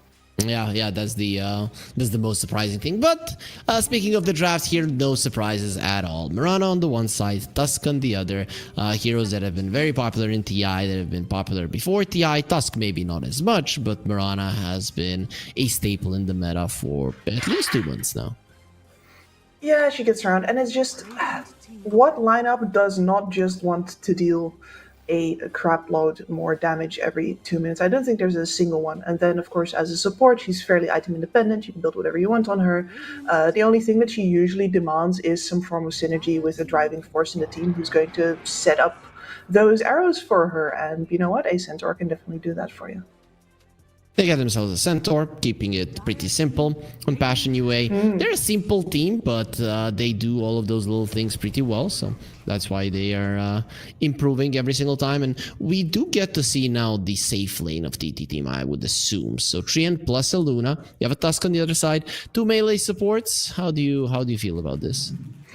2 melee supports usually demands a bunch of range cores on top, and this can be risky, right? If your lanes go badly, usually these guys cannot catch up without being very easy prey to whatever overleveled ganker they have on the other side. You show on the lane with a melee, you don't have any distance to get out anymore. So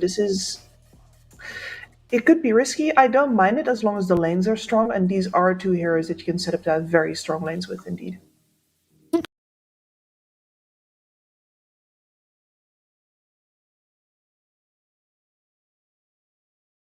Okay, that makes a lot of sense, right? If you win the lanes, a lot of the problems of the lineups can be offset in a lot of games. I like that. That's a pretty good point. As Passion UA, they now make it certain that this Mirana is going to be a support unless they send it to the mid lane, which is very unlikely, as we do get to see a Morphling and a Marcy, a very strong safe lane on the other side as well. And both of these heroes can leave the shards, which is a big deal when playing versus the Tusk. Yep, and the Marcy has been a little bit of a staple for Passion UA already. I believe it was Fernandes who played the Marcy in the first series that I casted with them as well. And he looked very, very fluent on the hero, very ready to go toe-to-toe with everybody, but not so much that, you know, oh, this guy's just throwing himself in and dying. It was definitely a great balance of aggression and staying back when it was necessary. So enjoy getting to see him play that again. So there will be an Enigma here by TT team. Okay, so that's That's a solid hero versus the Morphling. Morphling is going to farm well in the lane, but you don't really push out the Enigma. It's going to be very hard to hunt him down. Marcy is not the lowest, but not the highest armor hero, so the Eidolons will hurt you. I like it. I like what TT team has prepared for this game. Yeah, I definitely think that with the Luna here as well, they're going to have a lot stronger of a pushing time up here, which is something that previously I think we saw Passion UA do very decisively as well. And we see these Lunas time and time again, as long as you have a player that knows the hero really well, when she is at her strongest, there is not really anything you can, not any way to 5v5 her unless you have a way to separate her from the rest of the team and just kill her off first. And that usually requires more investment than just, a single last pick Storm Spirit or something like that. So Passion UA are going to have to weather a storm unless they can keep this Luna's farm down all the way throughout the game. Okay, so one thing that we didn't mention in this series, I mean, I mentioned it at the start of the day, but of course, people that are joining the stream now, they might not know. Passion UA, they win one game, they're going to the playoffs. But if they lose both of them, TT team are going to be going into the playoffs. So to go into the playoffs, TT team, they're going to prove that they're that much better than Passion UA to win a 2-0 versus them in a best of 2 kips. What are the chances of that happening? Pretty decent, I'd say. I mean, I do favor Passion UA here, and the fact that they only need to win one of the 2 maps does take the pressure off for the first map.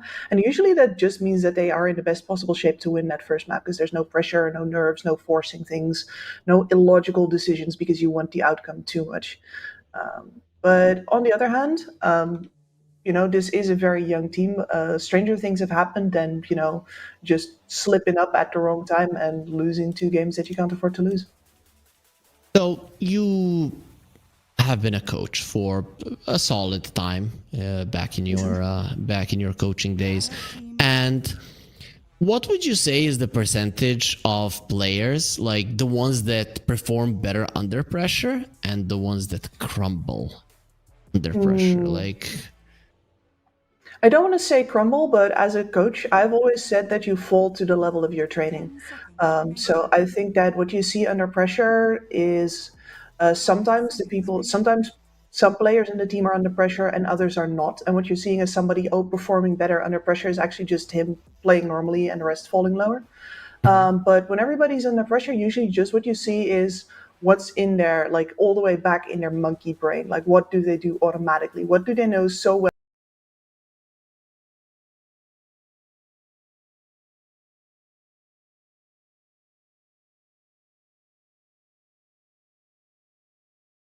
that even though, the rest of their functions are all flipping out, they can still do that.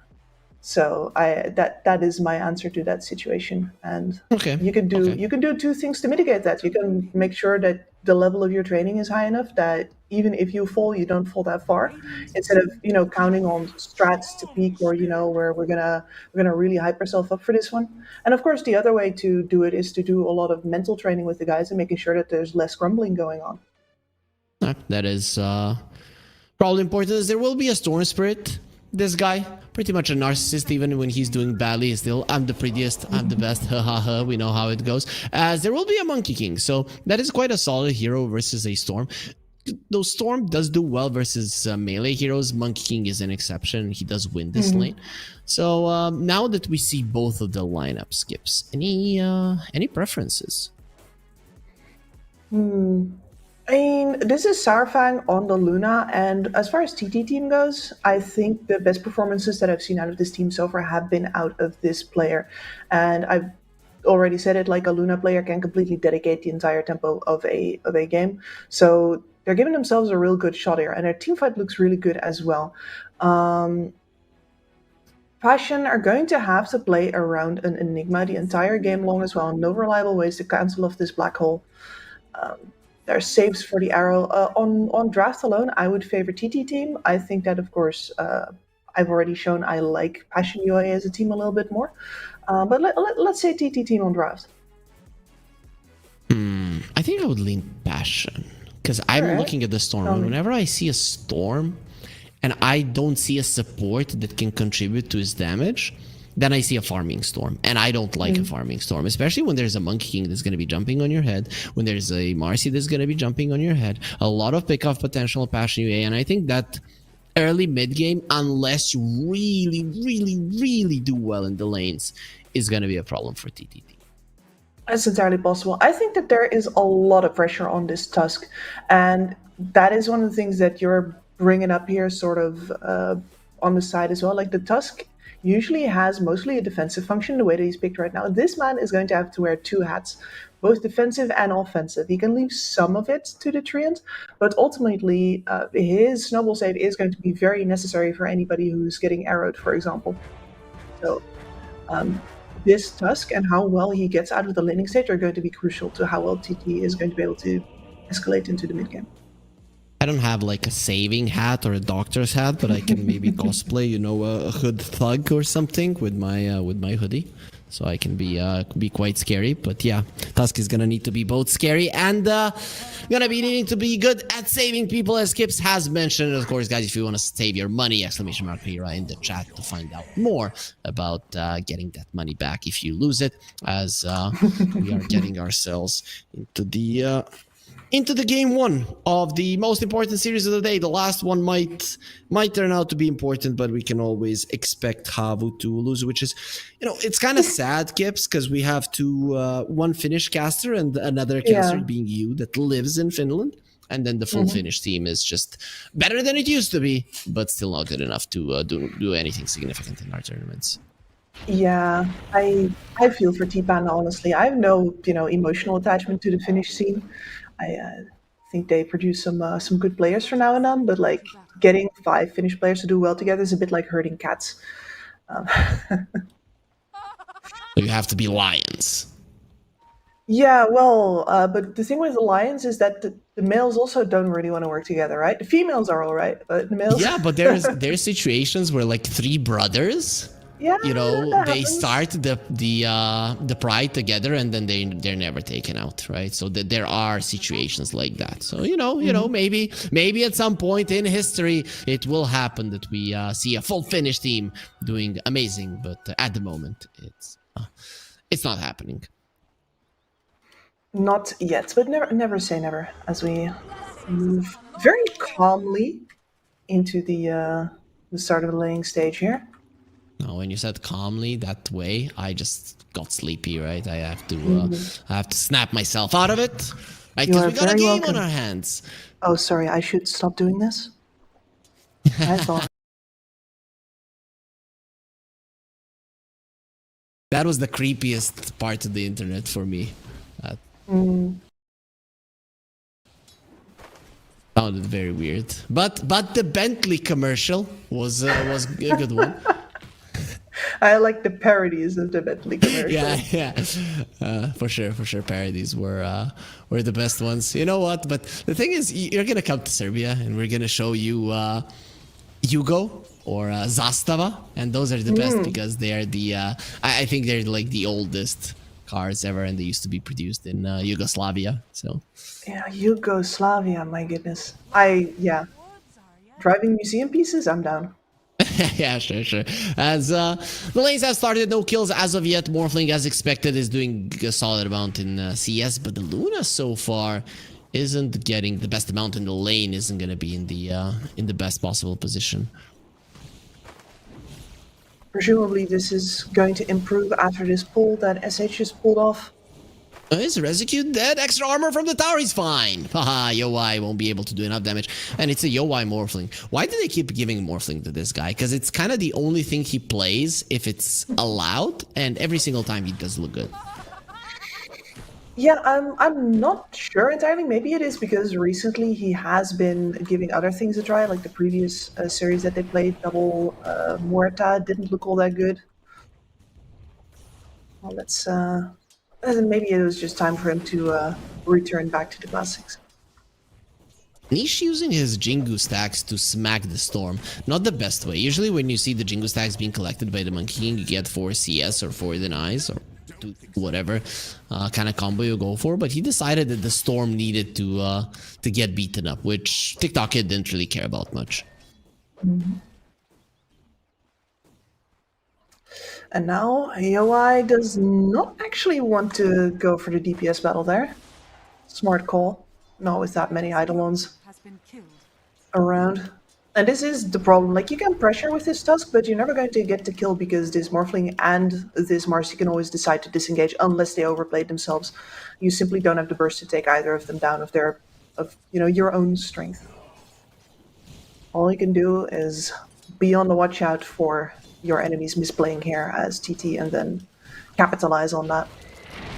I think the nerds are getting to the teams here because they're not really trying to get that many kills in the lanes. Everybody's playing pretty passively, pretty safe. And Yoi, okay, that's not a safe move, but he is close to the tower, so he's gonna be fine. I mean, for the Enigma, it's perfectly fine to be farming like that, right? The Centaur is also going to be decently fine like that. I don't really see either of the offlaners, who are usually the ones that are going to have the abilities to start off an aggressive lane, as pressing the issue really here. Maybe now this Enigma? No? Oh, that DPS. Wacko gets into the tower. It's not going to be good enough. And, well, Eidolon's too strong. This is what we talked about. And Sarfang dies immediately afterwards. So it's good that they got the first blood, but it's very bad that they lost their Luna. The Luna dying there is, you can really only do that one time. If you do that another time, this lane is all but over, and you're going to have lost too much territory to this center, already double bracer, and you are going to get pushed out. Alternatively, this could also give Fernance too much ability to roam out of this lane and into the mid lane. Exactly, that's the biggest thing. Fernand starts missing off the map, and suddenly the Storm is feeling claustrophobic. The bottom lane cannot come out because you're versus a Marcy Morphling, and then a Mirana comes over, three very mobile heroes. Even if you don't connect the stuns perfectly on the Enigma, you could run her down, which is generally a problem. So I do like how things are shaping up for Passion UA. TT team they're losing the laning stage. Not hard, but they're still losing it. Yeah, and we've already discussed why that is a very bad idea, and TT should not do it. Yep. Yep. You shouldn't lose the laning stage. That is great advice. I think people, when they're watching us cast, they get such great ideas. They're raising their memoir constantly. It's true. It's very true. Especially all those anecdotes about like meeting pro players 8 years ago. That really puts into perspective. Sourfang takes a beating and a half. He did buy the boot, so he's not going to be losing any money, Kips. You know, we're gonna have to look at the positives because there's not that many of them, but it is our job to be able to find it. Well, and it is the Luna's job to be able to find farm, but that's going to be super rough now, and she'll most likely have to do most of that in the jungle, starting relatively early. The center now with the chainmail. That's going to be a rather early blade mail coming out here. Yeah, well, yes, 12 denies. Luna only 22 CS. Ever since she came back to the lane after that death, hasn't really gotten that much. And for good reason now, they might be looking towards the top lane once again. Marcy, Invis Rune. And Luna, please be careful. Okay, they know. They should know about this. They know the Luna's out, but that doesn't mean that Niche gets nothing. Yep. He just smack down the tree. Monkey King destroying his potential home. Let's put it that way. But does get himself a kill. Yeah, there's more of those.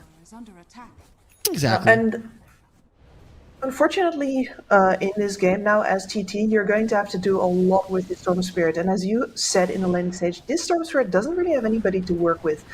Not necessarily anybody to give him vision, as bot side. Cooler, that as well. Niche everywhere on the map. This is what we see usually with the mid laners. When they do well, they go around the side lanes and they collect kills. And with the side lanes not even going that well for TT team, that Enigma, the highest net worth hero on the map before that death is going to be taken out as well. Yeah, and as I said, the Storm Spirit is the one who has to make up for that, but he doesn't really have anybody to give him vision, and as you said, he doesn't really have anybody to add damage for him, which makes it very hard to feel confident to make these plays. And I have seen TikTok Kid in this position before, and he seems very paralyzed by indecision, unfortunately. It's a rough job to put on any mid laner. Now here, the Storm can't do anything about this either. is under attack. And this is the problem that I was talking about. The TT team, they don't have damage, and then Passion UA can get away with this. Sometimes this kind of a start can bait you into going too deep, and that's where TT team is gonna do well, but it's a really bad position to be in when you are relying on the enemies overextending. Exactly. The enemies are in charge of whether they overextend or not. You don't get to pick and choose. Pretty sad when you don't have a choice in life or in Dota. Same thing, as I see no difference between the two. Dire's top tower is under attack. So what's the play for TT team? How do they make plays? Do they even make plays, or is it basically trying to predict where Passion UA will strike next? Yeah, trying to predict, or at the very least be extremely ready with no frivolous use of TP scrolls, for example. That's one of the things that you have to really watch out for, because you're hoping that Passion UA is going to show up with 3 heroes under a tower that you have a black hole ready for. You can see Black Hole is ready. Reziq going for Flacco, but Niche is here. That can be a double Black Hole. Being used but immediately cancelled, and even Furnace is going to be a hard kill. They're trying to go for Niche inside of the Wukong's man. He does have enough armor to survive through it. TikTok has lost all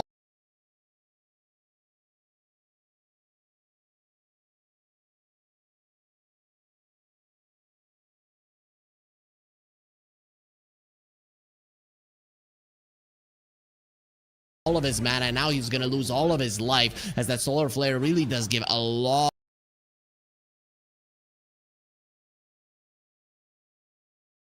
of damage to the Mirana. Arrow off the mark, but you don't even need it. SH would just be a nice Brucey bonus. Even this way, it is perfect. And that Mirana already being level 6 is such a huge boon. I mean, you saw the damage that she did right there. That score levels of damage on a support with a lot of mobility. You don't get to disengage from a fight like that anymore either. It's a good try. You need to try. Oh, no. No! Okay. Oh, yes. But it's a problem for morale when you miss the charge like that. If you're Sarfang, you're looking at that and thinking, if this was closer, we don't get the kill because my teammate messed up. Yeah, no, it's a crack in the confidence for sure, and the confidence is already looking shaky. With the 5k gold deficit already, but they don't have the numbers, but they can feel that the game is going badly. If they hadn't, they'd be trying to do something a bit more active on the map. But their Storm and their Luna, they're destroyed. Hello, Reziq. Okay, Marcy versus the Tusk. This is reminding me of the little fighting game that we have. Well, we're finding out who the stronger brawler is there. It's definitely Marcy, you know. Yeah, I mean, especially since Tusk right now seems to be more of a combat medic. Very true. Very true. Is you get old, you get better at certain things, but you also get worse at others. That's Are you saying that we constantly get patched throughout our lives? Sure. The thing is that we don't have to wait for others to patch it. We do the patching ourselves. True. Oh, Wukong's command, bound a strike into an arrow right on the edge of Wukong's command, but the 2 monkey wards are still gonna be doing the slapping, and the main one, the king himself, will get the kill. Saurfang, he had a bad time in lane, he's having a bad time in the mid game, as well as the rest of his team as well. Nobody on the side of TT team is having a good game. Not anymore, no, and I gotta say that this game looks worse than I thought it would have gone. Like, I think the skill gap between the two teams up on top of the draft just not working out for TT is definitely showing. For sure. Luna now has to go towards the bottom side of the map. Ever since the map was increased by this much, we haven't seen carries go for triangles until like minute 17, 18. That's when they start rotating towards the other side of the map. If you do rotate it through the twin gate to push the tower, and then you go right back, because there's just so much farm around the map. But when your top part of the map is completely overtaken that you cannot even play around the mines, it is a disaster. It is. I mean, the worst part of it is as well that the bottom side of the map hasn't even been opened up yet. So this tier 1 tower is still standing firmly. And that means that as the dire side, you don't get to move out of the triangle into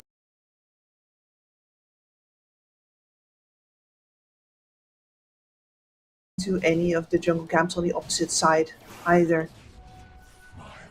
Smoke breaks. Blink Dagger reveal from Bachuk. He's going to be going for the Tusk with the arrow connecting. They stampede away.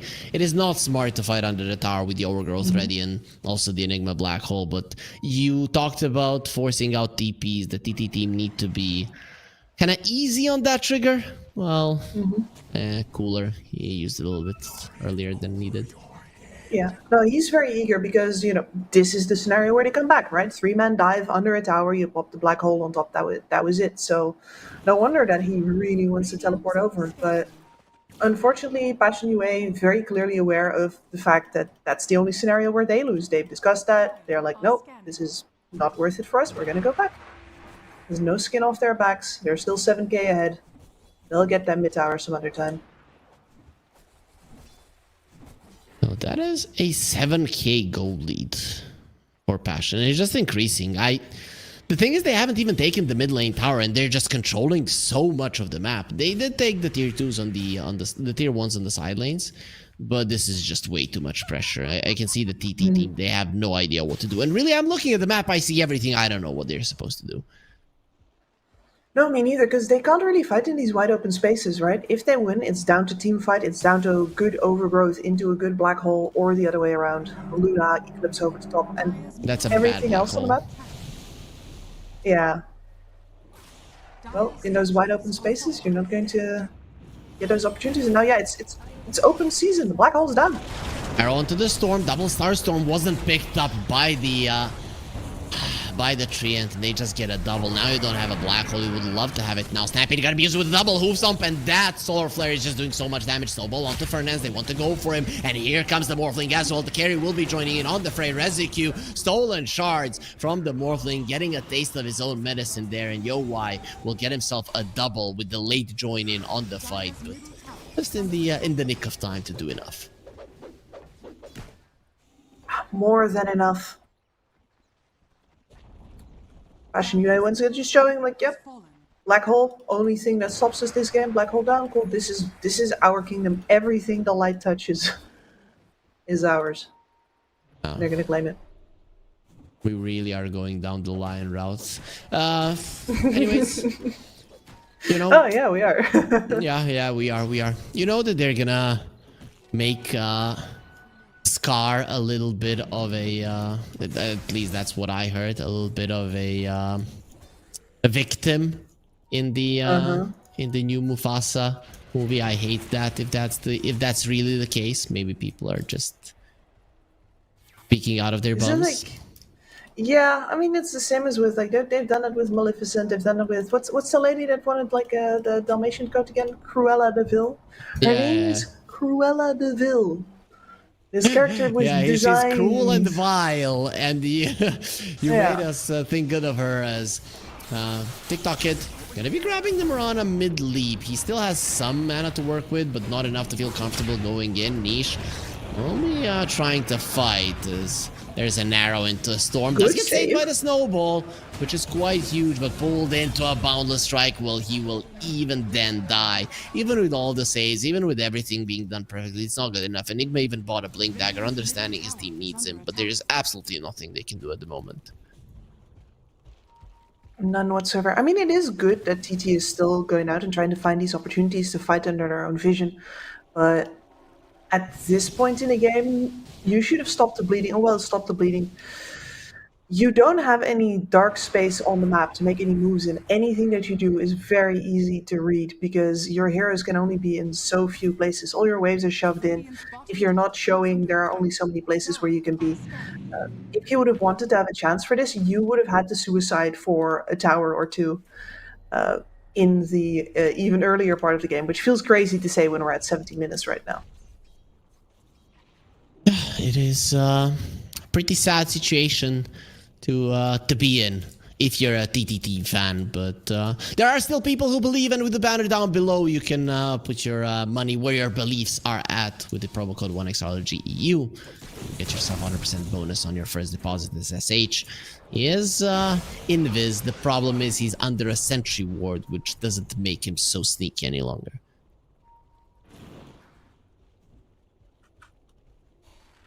Once again, not quite enough control, not quite enough vision here to make anything happen. Maybe this... I mean, this Marcy is very clearly baiting, and they know that. It's just so hard No, to the back play line. this one. And he's being found. If he gets the Wukong's command off, it's going to be a problem, but it doesn't look likely, so he gets taken out. Double hoof stomp, Morphling in the vicinity, and there's the black hole onto the three of them. The arrow is flying into castle it out, but it's still going to be Luna destroying them. Passion UA getting a little bit ahead of themselves. They do bring down the storm, but it is a huge fight, a potential comeback fight for TTT. It is. This is going to immediately lead into a tower as well. This tower had taken some hits before. And that... Listen, Passion, you were completely in control of this the entire time, and I've been definitely giving TP some heat for how early they seemed to fold, but, you know, since it wasn't their pressure that made you do this, this is an unforced error, and one that's gonna potentially cost you. Yeah, catching the Monkey King, I think, is the big deal. If there's a Wukong's command, there's no way that you're winning a fight. No matter who you catch, no matter how fast you kill them, if you're inside of the Wukong's command, you will lose. But they catch the Monkey King first, and at that point, Passion UA should just let it go. But they don't let it go. It does open up a possibility to go Roche, though. It does. I mean, one of the ways that you play against this Enigma is, of course, after a successful black hole, you need to have the same kind of confidence to still make plays and make use of it as when if you had a bad black hole. So, yep, here we go. I'm not saying that TT can do against this, but they might trade for the bottom tower if they read correctly what's going on here. Tower Fang, not just farming with those drinking buddies. It should be pretty apparent that they're in Roche, so I'm very surprised that they didn't put a little bit more emphasis on the bottom lane. Enigma being there, maybe using the Malefice and the demonic conversion just to do more damage to it. But this way, you don't really get anything in return. You do reduce the lead significantly, though, which is a big deal. On one hand, you do. On the other hand, Yoai is going to be in your face with a Daedalus pretty soon. And he has an Aegis now to back that up as well. Yep. So even if you find that Monkey King again, the damage is going to come out from this Morphling is going to be unignorable. There's a new Sheriff on the block, and he's not going to be playing around. They do steal the Tormentor, so that smoke is not going to be for nothing, but so far no heroes have been found. Nice shard for the Mirana, especially before her level 12.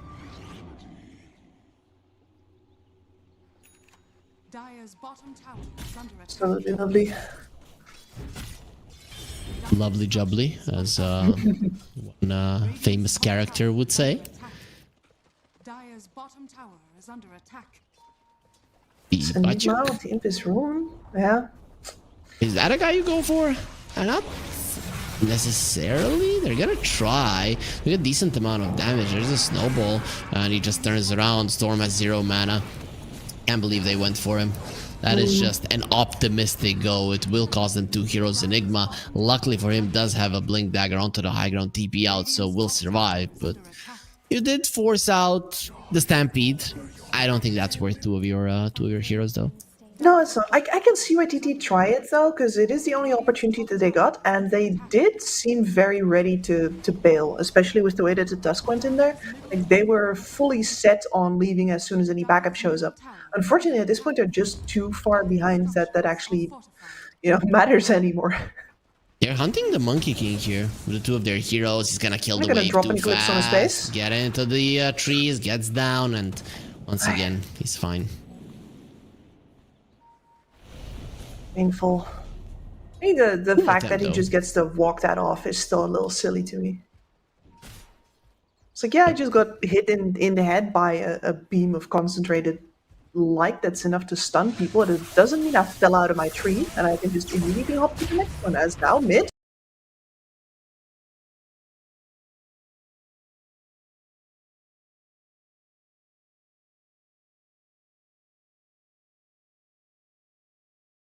Blacko gets taken out. Yo White turns into a Tusk. The shards of the mark. Snowball coming forward.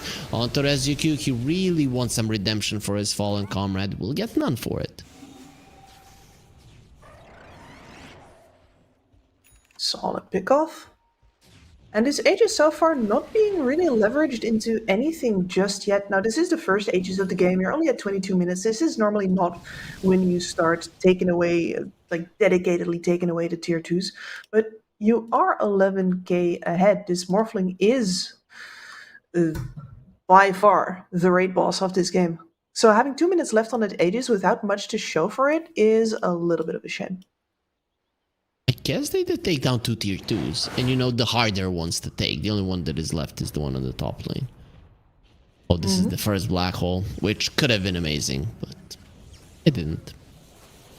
I didn't know, but the early level 6 on the Mirana, I think that if you don't have that, then this entire fight looks different, but instead, there's nothing you can do there when your supports are level 4. Oh, this is also an unfortunate fight for them. That boundless strike at the end also proccing the Gleipnir because it was on 2 targets. Enough damage to kill the Storm. I think he would have lived if it went otherwise.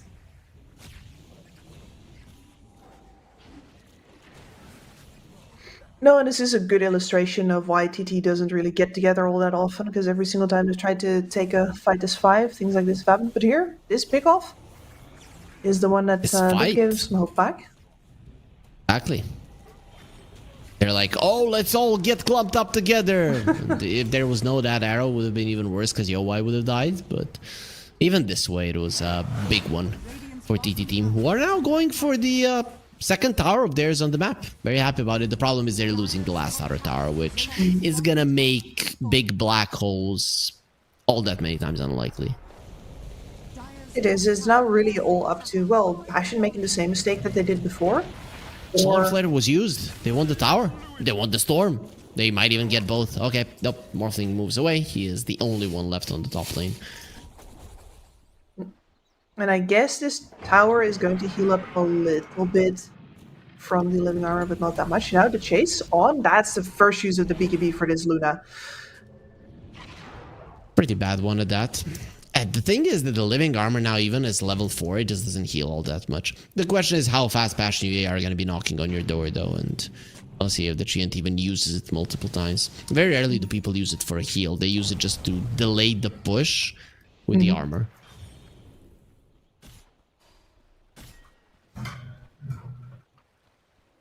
And I think for Passion UA here, your recipe is pretty simple. You have by far the best pick-off capability, the best split push capability between your Monkey King, your Mirana, your Centaur. As long as any of those heroes are off the map, TT has to play very careful, and they don't have any safe spots left with all their towers down. So you can bide your time until the next rush and use that one to push with. Well, Morphling is getting a BKB delivered, and he does look quite determined to poke on the high ground again. We'll see if that does happen. Maybe with the next Solar Flare, he's hoping to be able to take the tower down. But it is a risky play. I agree, Kips. You are 100% right. I mean, risky, like, it is a risk that not every single team would take. And it says something about the mentality of a team when they do go for it, you know? Like, Tundra would not have done it. Game Gladiator, definitely. Now he's gonna do it, though, right? Because the Enigma is dead and he's already in the base. There's a tower gone. And with that, probably the Raxes. He has a BKB, just pops it. There's another TikTok hit. That's 2 hits, only 1 crit. And his team is coming to make sure that this lane of Rax is there. Gleipnir Boundless Strike. They have the Hoof Stomp shards as well to keep it in place. And you get an Enigma kill. You get a bonus on top of it on a support. A lane of Rax. And why would you ever stop in a 5 versus 3 scenario? No, absolutely never. That Solar Flare on top. How much damage does the Morphling have now? Yeah, that's not fair. He had almost 600 damage when the Drinking Buddies was up. No, they found Sarfang as well. He uses the Manta, but the arrow connects either way. The Storm is jumping in to do absolutely nothing. His mana, his damage, not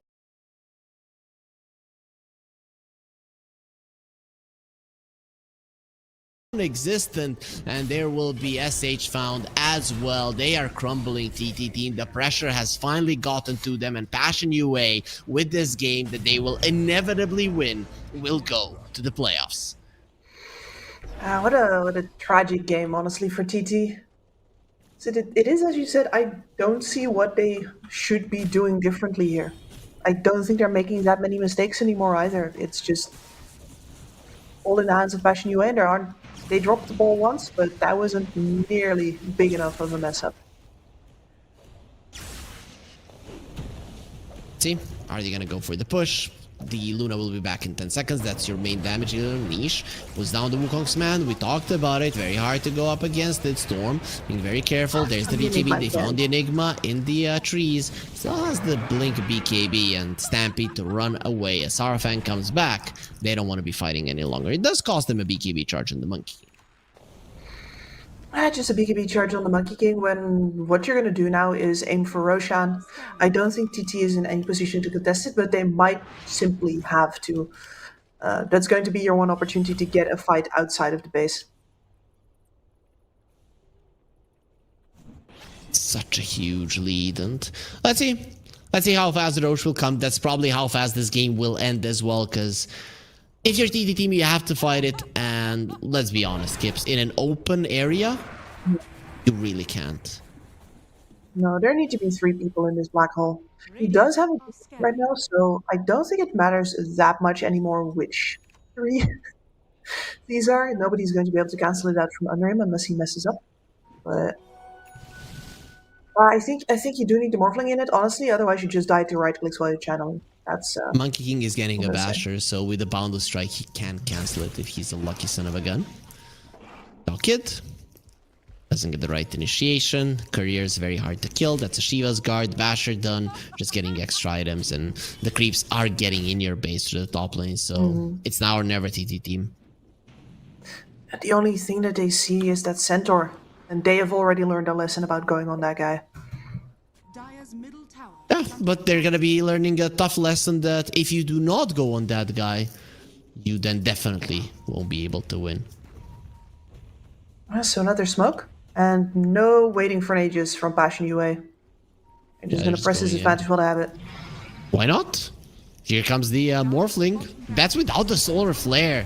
And now it's gonna be there's gonna have Niche got dropped out of his... The Storm is already dead. Niche dropping low, so he has to be careful, but the Mega Creeps will already be taken by the Morphling. There was absolutely nothing you could do about it. You lost your core, and now you're gonna be losing even more. What a rebound! Snowball save with the drinking buddy. Sarafang, he's gonna drown his sorrow in that whichever ale the Tusk is bringing to the table, but TT team are completely helpless. That's without the Roche that Passion were able to get the last laner axe. It is. No more BKB on Sarafang as well. Using that attempt on the Monkey King, which was pretty decent. They cut him out of the trees with the Midnight Pulse. And they're just going for it. Enigma is hoping for a good jump, waiting for the Storm to create chaos. Tier 4s are dead. Black Hole onto the Morphling, and he was inside of it. Oh no. He was inside the Snowball. That was Rezuq just playing for the Passion UA side. Why didn't he cancel that Snowball? The Morphling would have died, but he decided that he wanted to be on the winning side, and well, Passion UA got themselves a 6th player. I mean, at that point in the game, let's face it, whatever he does there, he could have also, you know, stood up, turned around, and sat on his keyboard. It would not have actually done anything for the outcome of the game there. So, you know, whatever, man. Morale, you don't press your buttons correctly there anymore. Kips, morale. We talked about already that he had made some blunders with the Tusk in terms of spell usage, and that was, even though it wouldn't have changed the outcome of the game, I'm gonna say that was the biggest of all. So, Kips, is this just a straight up mismatch, or was it just a game that happens and we can expect something better in the game too? This does look kind of like an outclass. Of course, this is a lineup for TT that's definitely like, if that landing stage does not go well, then you are completely cornered and it's very hard for you to make any plays anymore at all. But you could have mitigated some of that. There are moments where you should realize that your team has that weakness and seen if you can rescue the situation earlier before you're already fully cornered. But I say that as somebody who's looking from top down and not somebody who's on the field saying, well, my hero can't do anything, and the other 4 guys say, well, that's great because mine can't either. So in conclusion, yeah, TT can absolutely give themselves a better shot here, but I would be lying if I said that now that I've seen the skill disparity here, I think that they actually have a solid chance of taking the next map. Well, let's see if that's going to be the case. Smash UA have secured their spot in the playoffs. With that, it means that the dream from going to LAN is still alive. Unlikely, but alive. So let's take a short break and then come back with Game 2.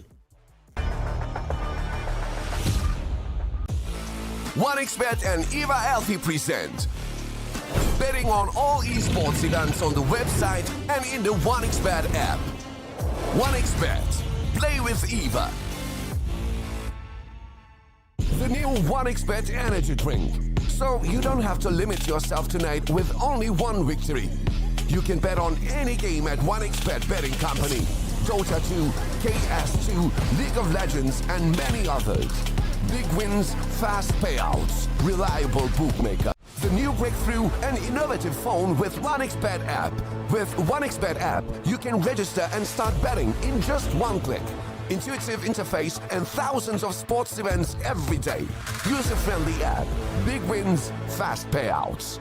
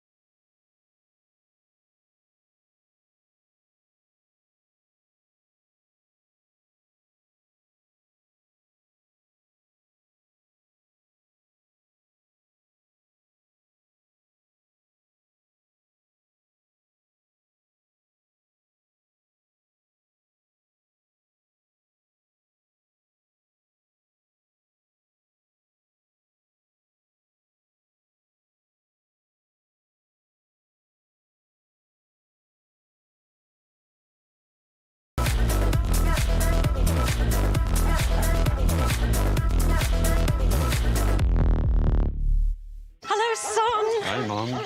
Pretty girl. This is Eva. Nice to meet you. Thank you very much. Your dad's just making his favorite dinner. It's duck. Come on inside. They're all probably too gruesome to tell you while you're eating at the table. How's your food? Is everything okay? Good, good.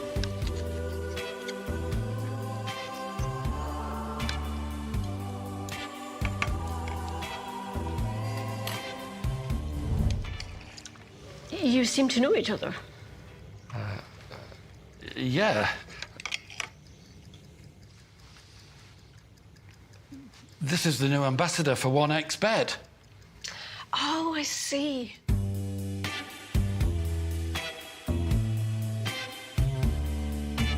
Everyone felt good when Eva Elfie became the new ambassador of 1xBet.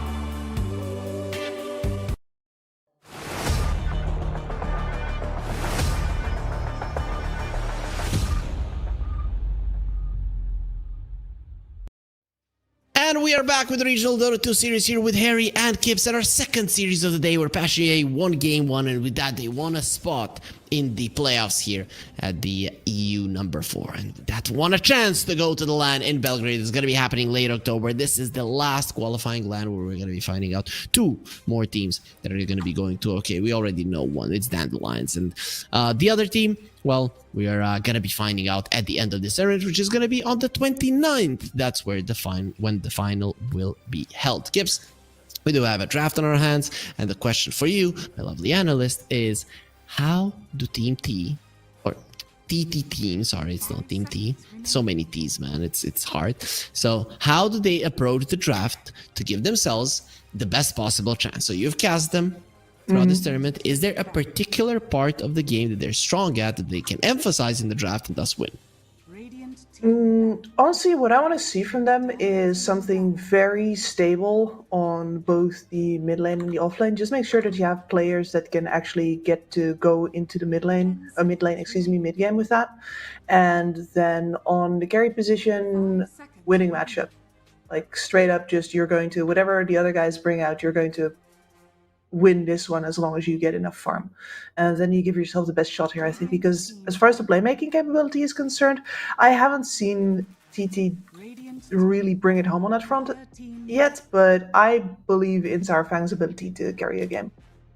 Did you see our draft was flickering there for a second? It's like, pay attention to the draft, pay attention. We're sorry, production, we're not going to be talking about our crazy ideas. We're just going to follow what is on the screen. The band is Enchantress, Omni Knight, Naga, Wind Ranger. We know all of the heroes. Kips. That's what happens when you play a game for 30 years. There's no Sand King. Oh, he's in. Let's go. Pick it. No, it's a Shadow Demon. The Shadow Demon. Okay, well, usually also Sir not appearing in this game. So definitely, you know, if you want to play yourself out there is the Sand King then. Yep. You know, we talked about Murana and the Tusk, and really, Sand King and the Shadow Demon are probably like the top dogs, but the ones that you very rarely see. I'm even surprised that we got to see Sand King all that much, even in the couple of last series in TI.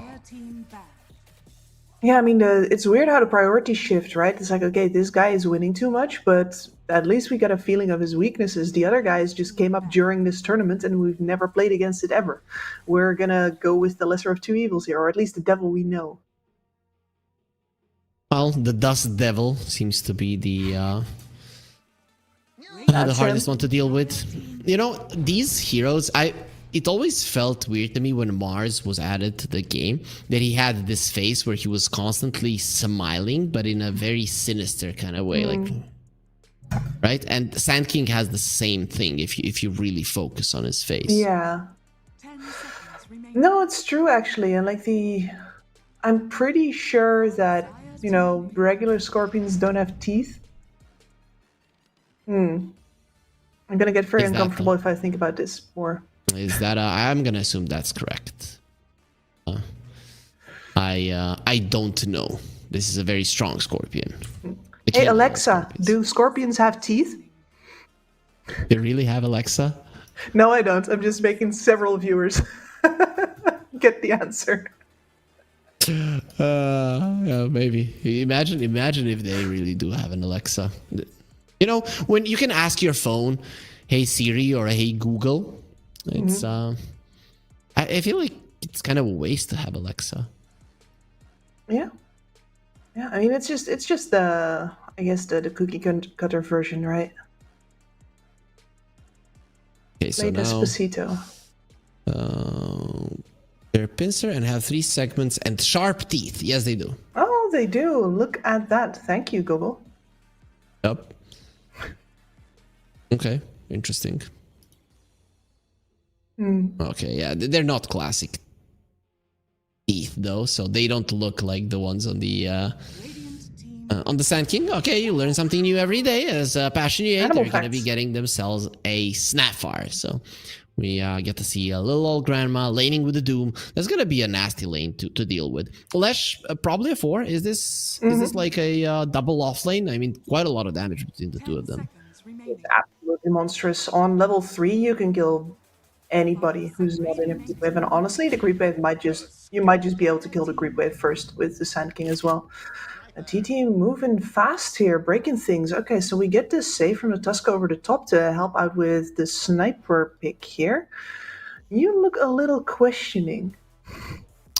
I am hoping for carry sniper, but I am doubting myself for thinking that they're gonna play it. But I would love it for sure, right? If it's a 5 Tusk, carry sniper, offlane Sand King, and a 4 Lash, that would be pretty cool. Yeah, and Passion so far don't exactly have the greatest tools to get on top of a sniper just yet. They do get 2 more picks to do so, which might just be enough, but is not. There's no classic initiator on the board for their offlane here. There's no centaur in this game, and no space for the centaur anymore either. So yeah, you gotta switch it up here. Earth Spirit time, okay. That's a good one. I like it, right? It easily gets on top of anybody. You buy into BKB, so you can pretty much stay close to the Sand King, to the Lash, even to the Tusk. It's a pretty decent pick. The problem is now you can send the Lash to the mid lane, and he's gonna have a good time. He will, yeah. I mean, I was going to say that also a lot of the Earth Spirit's damage is from the ultimate going over time, which means that a snowball save from the Tusk isn't necessarily going to mean anything in the long term. It's not like, hey, we just stunned you with a Dragon Tail and we're going to Laguna Blade you now. You know, you can save him from his fate for a while, but as long as the Earth Spirit gets to be on top of a sniper, that's good news. But yet, I agree. The possibility of the Earth Spirit getting clowned on in the laning stage is now definitely available. Yeah, for sure. We'll see if that does happen. You can maybe even send the sniper to the mid lane. That wouldn't be half bad, because constant headshots are very, very huge nuisance for any melee hero. We've seen it time and time again, and really sniper in the mid lane has been something that we've seen more rather than sniper carry lately. But both of them pretty possible. Sniper 4. I don't think this is ever going to end up in being a sniper position 4 though. This game. Think so? Yeah, I don't have that much faith in the coreless track necessarily, mostly just because players most likely haven't been practicing that recently. You know, this wise words from one of my friends who used to play Dota was quite good. I mean, he was a hero spammer, but you know, hero spammers, they usually get to top 10, top 20 at some point. And he put it like this. He played the most, you remember the Lash meta when everybody was stacking and just farming. It was that like 2015. It's to get good at Dota, like you just play the hero that's in the meta, you raise the MMR, you play him as much as you can so that once he returns to the meta, you're just so acquainted to all of his spells and how he works that you can get back to it.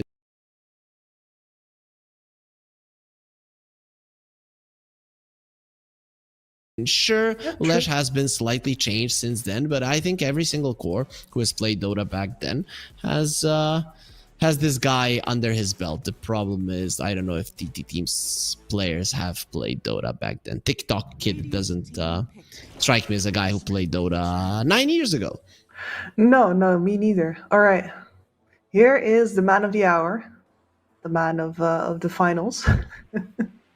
Was wondering if he was going to turn up again, because it seems like a lot of teams have had trouble replicating the amount of success that was had in the international by the Nature's Prophet pickers. 5 seconds remaining. That's how we call them, like the dirty Nature Prophet pickers. Yeah. Well, I'm okay with it, right? It does give you a certain type of speed with which you can go for TT team. In my mind, Passion UA, their draft is solid, but it's a hard draft to execute, and I think that they went for it to practice. They understand that there's absolutely no value to this game for them, and they're probably just gonna try to work on their communication and on their movements in this game. That's entirely possible. Nature's Prophet into things like Sand King. It feels like it does feel like they might be challenging themselves just a little bit. And you gotta have a really good grasp on the math of how much HP you have when you're going to teleport on top of a sniper, because that is one of the things that you're going to be doing as a Nature's Prophet in this game. You're gonna figure out where the sniper is from where he starts killing your teammates from, and then, you know, step on his coattails and see if that kills you or not. So now, considering that we are not even sure where TT team are laning with all their heroes, predicting the next pick, very hard, but maybe you could pick like a mid laner, maybe a shaker, something along those lines, do well in the mid lane and then go for there. That wouldn't be a bad way to approach the game at all. Yeah, I like the shaker. I think that this is a game where you can go all in on that sniper as your one scaling damage source, so winning the mid lane, having two very fast cores running around this game with the Sand King and a shaker, you know, at the very least, you're giving yourself a lot of opportunities for play. You're giving yourself a lot of opportunities for pickoffs. Of course, your wave clear versus his Nature's Prophet might be in doubt a little bit. That's where I would rather see something like I don't know, say a Tiny, where you can also contribute very easily to the wave killing from off map. Let's see if that's going to be the case. They go for an SF, so I would assume carry SF for sniper, but I would be assuming wrong. It is going to be a carry SF, but it's going to be a sniper in the mid lane, which again is going to do well versus a melee hero. And then it's going to be a 4 Lesh. Okay, maybe your thoughts about it were correct, Kips. It seems that the cores don't really want to play this hero. Not yet, anyway. Who knows? But like with the state of Bloodstone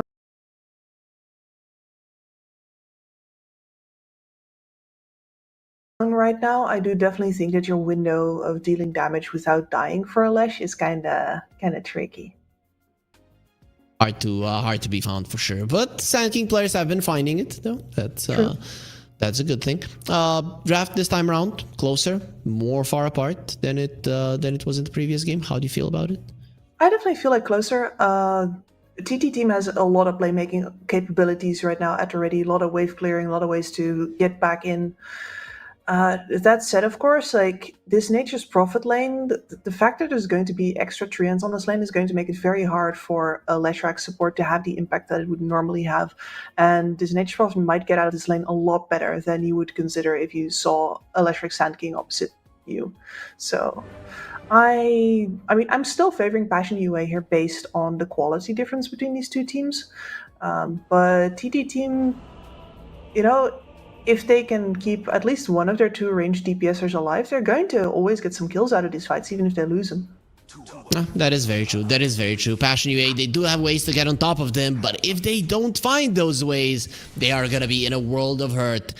I'm going to try to get hyped up for this game, Kips, because it brings absolutely nothing to the table. Both of these teams, it's pretty much clear where they're going to go, how much points they're going to have, and overall, Passion UA, even if they win this 1-2-0, they have no chances of being second in group anyways, because Avilas did win both of their games today. But getting your chance at squaring up against teams of that caliber is definitely already a reward in its own right. For sure. For sure it is, and we'll see who they square off against once the Group B is done. This is the last day of Group A, everybody, but we kind of know the 3 teams that are on top, and we don't know the order just yet, but you can assume it's going to be one move going into the semifinals, and then Avilas being second into the play-ins, and of course Passion UA being the third in the group. It's still not a certain, but very, very likely that is how it's going to end up. As for how this game ends up, I don't think they're going to be able to find a first blood here off of this ward placement and rotation forward. The battle begins. This SF looks like a completely different hero, not gonna lie, with the set.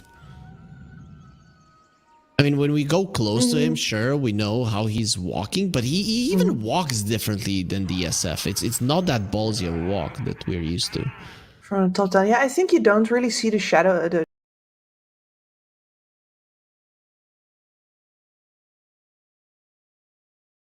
the shoulder movement as much, just because he's so bulky all around. He's much rounder. He's not lean and mean. Yep, exactly. Doesn't feel as menacing. So maybe with this set, his presence of the Dark Lord shouldn't work. Yeah, would be pretty menaced no matter what if I was standing on the field. I don't know, Kips. Did I see right? Like you are 180 something tall. 184, yeah, 6 feet exactly. I'm the ideal male height. No. It's 6 feet at least, right? The ideal male height is 8 feet. The ideal height is however much is necessary. Yeah, exactly. That is very true. But I think that if you would come onto the Dota screens, that everybody here would be small compared to you. Yeah. Well, it's okay. That's I have definitely had just as many boyfriends who were smaller than me than ones that were taller. So. Yeah, I guess obviously not an issue here when it comes to unless you make it one. You know who else is not letting his height get in the way of anything? That's this sniper over here. He's gonna have he's already having a grand old time. And he's really struggling a lot on these first couple of waves. Yep, he definitely is. He's big, he's buff, but the small guy with a gun is always gonna be stronger. So you can be as strong as you want, everybody. You can train in the gym as much as you want. Do not fight the guy with the gun. Definitely not with a gun this big. Yes. No, if you're at a good gym, that they will simply tell you that, like, your best option of personal defense is running away. Or having a tank. Good. That does work. Stand onto Yowai, a follow-up as well. He's in a lot of trouble. And disruption to keep the enemies at bay. Rezuku is still coming forward. He didn't have the Diabolic Edict when all of this started. And of course, it being a Nature's Prophet, he can run away from a fight, but then come back to it instantly healed, just like in anime. Flacco, however, he is not gonna have that much luck, and Cooler will get himself a first blood. Yowai, he's trying to get something in return. Fairy Fire of the Lesh will keep him alive, will dissuade Yowai from any kind of chase. Yeah, but you can already see here, like, that first, near kill on the Nature's Prophet was without the Leshrac even using his Edict yet. So this situation for Yowai is a lot grimmer than I think he imagined it. Because, yeah, sure, you have some treants to tank up the Edict with, but at this point, you're set to lose the lane hard enough that that doesn't really matter. Let's see if they can stabilize this. You know, I also remember last time that the Lesh support was in the meta, it was also Sand King meta. It was a long time ago, but these two work really, really well together. They do. No, the ability of the Sand King to cross gaps and then the Lesh can follow up. A lot of speed on that guy, and then all of the extra damage from over time from both of them means that it doesn't necessarily help you to bring in more heroes into a ganking duo like this, because they have plenty for everybody. And it's much better now than it used to be, right? Sand King is so good at dispersing the enemy team, and now Lesh with the new facet and him doing so much damage with the Diabolic Edict, if you separate the enemies and he gets close to anybody, he's gonna demolish them, right? So I really like how they work together even in the later portions of the game. That said here, this Sand King just took a lot of damage right around the window, you know, level 3, level 4, where you should be trying to get yourself full health so you can be a proper kill threat. And right now, if they just start running at this NP, they can't actually do anything. So yeah, this is a necessary move from the Lesh to just simply pop the Edict and run at him. But this mid lane, it's too much. 17 CS on the Earth Spirit. He's gonna be going forward. He wants to go for TikTok. He might be able to get the kill. Fairy Fire is being used. TikTok to kid is fine. Meanwhile, on the bottom lane, SH looked like he was in trouble, but it is gonna be Batchik that gets snowballed down. Sarfang actually gets the kill before the snowball connects. These lanes from TT already look so much better than the previous game. Night and day difference here. And it is going to be a night or day into night difference right now at the 5-minute mark. As we do get there already. No kills on Passion UA, and very unlikely that they're gonna be getting any anytime soon. Earth Spirits wants to change that, or just steal the bounty. Yeah, just get himself more HP so that he can actually stay in lane versus the sniper, who is always going to get so many free pot shots off. Of course, Nish's suffering is nearly over, since he will have level 6 soon, and that is where TikTok Kid needs to start playing very careful indeed. So he does get a ward. He does get the raindrops on the sniper. This guy's gonna be hard to kill. Yeah, that He does helps a look ton. like a tough, for sure, for sure. The kick of the Earth Spirit will basically do no damage. Does get level 6 though. Magnetize will hurt, and lucky with the runes. Well, or unlucky with the runes for the Earth Spirit. That would have been a perfect one for him. Really depends. So instead, he moved towards bot. Roll in. Sourfang solo. Connect with the kick. Doesn't matter. Doesn't even need it. He does get the kick in the end, and SH, it does come close. Drinking Buddies was used. He does have a snowball to buy some time, but make no mistake, he's just gonna be a bonus. As roll in, misses on it. You should. So when people are coming out of a snowball, of a Yules, or something along those lines, never roll into them. It's just so dumb. It feels like it should connect, but it doesn't. I don't know if it's the animation or whatever, but I have a billion games on this hero, and I just don't get it how I miss every single time. Sounds like a skill issue. I knew that you No, were but going to really, say that.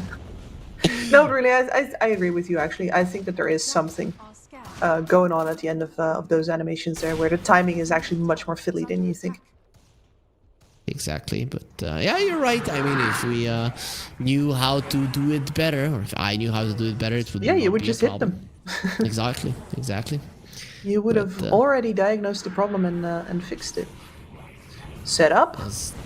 They are gonna be going in. Nish is there as well, and there it is, Passion UA.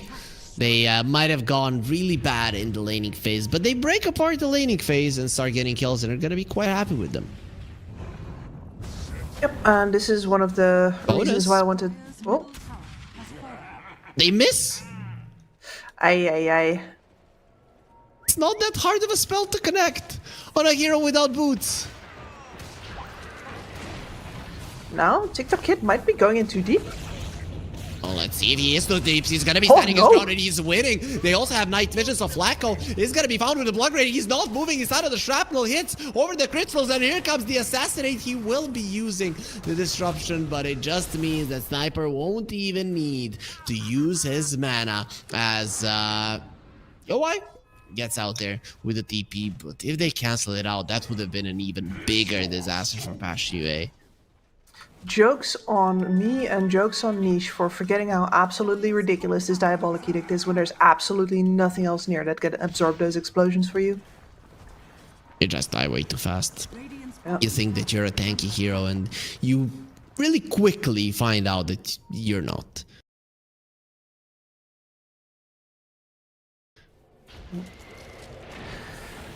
Shrek does not care, and how did your spirit interrupted? They're gonna try to go through, and this time will be successful, or they might be successful at getting the kill. There's the Drinking Buddies, gets close. It's a double damage sniper here. That is a problem. Niche is getting shot down from afar. He needs some help. Ulti from the Nature's Prophet. He just got it at SH. He doesn't want to be a part of it any longer. Niche will be rolling away onto safety as Sourfang does come over to finish off Flacco. A demon slays another demon. Gonna be one more kill and a tower as well. I mean, good for Niche that he gets out, but anytime that TT groups up like this, it's going to be very hard to get those quick pick-off kills that just helped you recover from the laning stage. At least they trade bot. Yeah, that's gonna be a solid tower going their way. But TikTok Kid is scary. The problem is that they're catching up to him in terms of net worth, and we all know what happens if a Sniper gets caught. He is quite tanky though. Even if you do get on top of him, killing him is not going to be easy. No, not this time around at least. But how do you deal with snipers? You get a blade mail. Yep, Blade Mail in works for the Earth Spirit. None of the Sword for the Doom, though. We are going straight Hand of Midas there. I mean, it's the devil's bargain. Get that Midas up as early as possible, and then use it to fuel your shopping addiction. Exactly.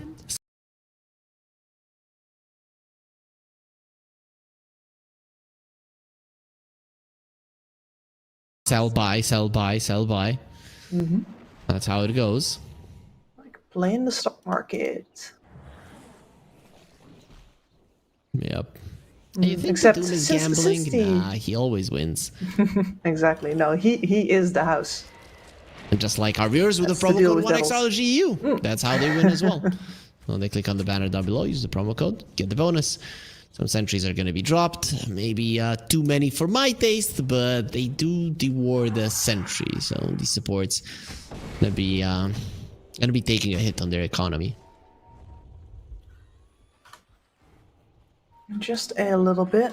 And it feels like, especially from the side of TT, we're now going to enter a decently static phase. They have one more tier 1 tower to take down if they want to. But that's an if. The onus is on Passion UA to do something right now. Well, So they with are this ace trying to room, do it. Cooler found. Kick misses, and Morticus is still gonna be used. They think they can get the kill. This is just a symphony of fails, and the funny thing is, he almost died.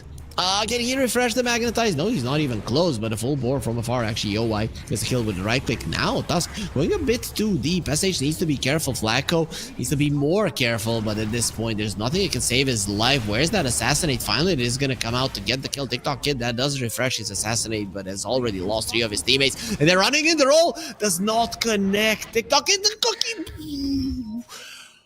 I think the sniper doesn't even know how he's alive. Sarfang, on the other hand, though, was he spotted? Better get out right now if he wants to live. Where is Dota Cinema when you need to make a reel? That is like from amazing connections to really, really bad, you know, Dota fails of the week type stuff, and then such close, very nice way of using spells, and the sniper barely gets out. A very heads-up teleport from him there as well. Like he took a very important risk there, because you could definitely see players that would not have teleported out, just like, yeah, I'm cooked, bro. I'm not getting out. He's like, well, actually, I have just about enough distance that they can muck it up. Gets out by the skin of his teeth. Got found, got taken out.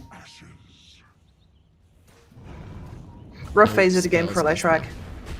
For sure, and now it's gonna be a rough phase for TikTok Kid. They need a snowball save, they need it now. But how do you get out of this situation alive? Snowball onto the creeps, roll forward. TikTok Kid, he wants to get out, and will it be allowed? Cookie as well. Now it's just gonna be 2 of your heroes being taken out without any chances of surviving. SH, he did his best, which wasn't nearly good enough to keep his bite alive. Passion UA, they're just playing better Dota.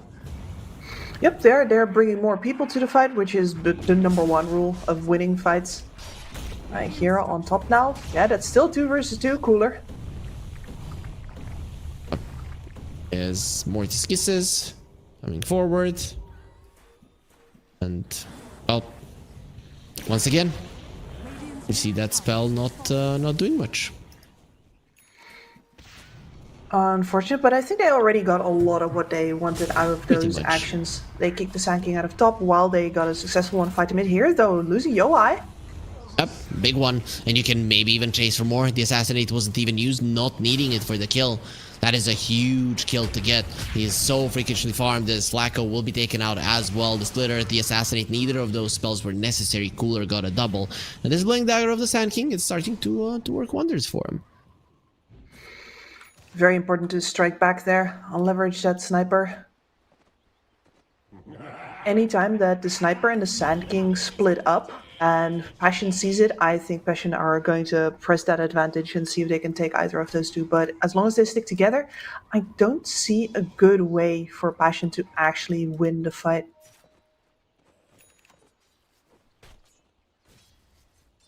The Bachuk hiding in the trees, hoping that he's gonna get a doom on somebody, and, well, he does get a Blink Dagger. Now it's flying towards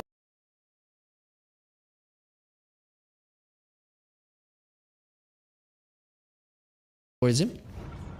See if he can make something happen. The nighttime is coming up yet again, so the sniper will be a little bit harder to deal with. With the current state of the game, Kips, who would you say is happier with what is going on? I have to say, like, TT is getting to farm all 3 of their cores, but that does seem to come at the price of giving a lot of opportunities to Passion, who definitely would have wanted their Nature's Prophet to die less in the pursuit of keeping this tempo up. Okay. If changes, Niche goes forward. And that's gonna be a doom, but Morty kisses, they need extra damage for that Sand King to die, and if they connect, he will. There it is, now the Glapion connecting onto the 2 of them. Rezuq and SH are in a lot of trouble with the Cookie as well. Requiem to try and save them. Batchuk, he's a little bit too tanky for that Assassinate to kill him, and of course, having the speed aura, he'll get himself to a safe position, saved by the mech as well, not even close to losing his life. And there it is, Passion UA, they win a huge fight. Big deal for sure. Yep, NP lives through all of it. Has the Gleipnir now as well. No immediate tower consequences to come from this, but you're more than happy to get this fight on what really looked like TT. Not sure if they wanted to actually claim that area or if they were already moving out of it again. I think Passion just sort of caught the mid-move. Yep. Mid-call. I mean, if TT and or if SF and the sniper aren't already in a good position to start right-clicking, and then the Sand King is kind of turning it around for them, stunning people around them, you're not really going to be able to get a good fight going. I think that time has passed, and the SF and the sniper don't really have all that much damage at the moment. No, exactly. So either of those 2 needs to be in a good position for the fight to get off right. And I think previously you could compensate for that by just having the Leshrac run in headlong. But at this point, he just dies too fast. That is the case. How do you change that though? Do you get like a Yules? Do you get a blink just for positioning? What's the solution? I like the Yules. That's a pretty darn great item in this game.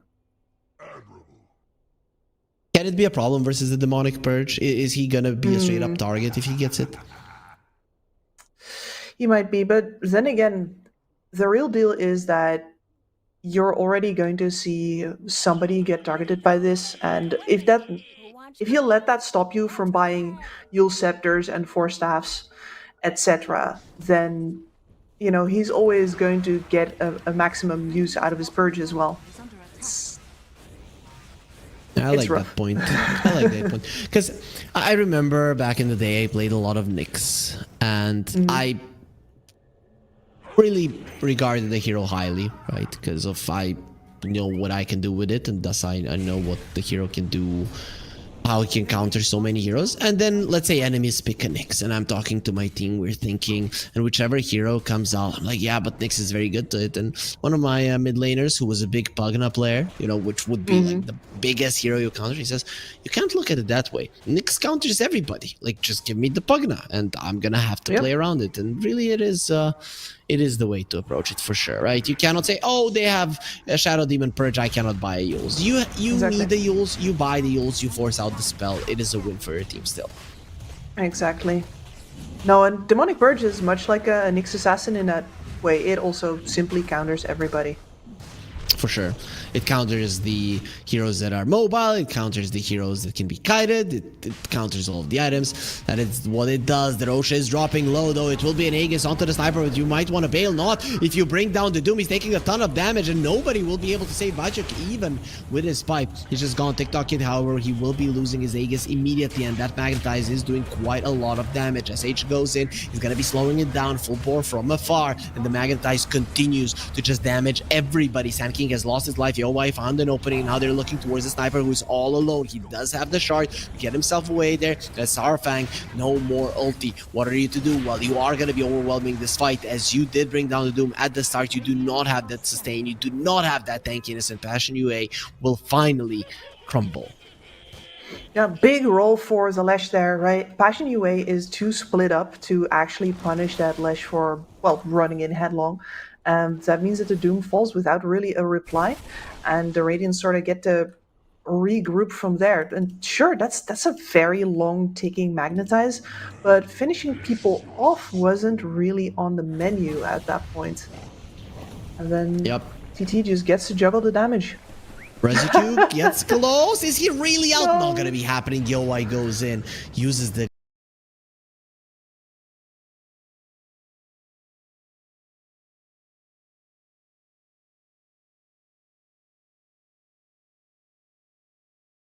Glape there just to make sure. Right click would have done the job, but you always want to be certain.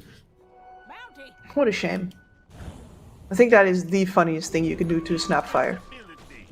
It's so sad. Right, kisses should usually be used when you're close to somebody, but seems that this Mortimer, he kisses in a different way.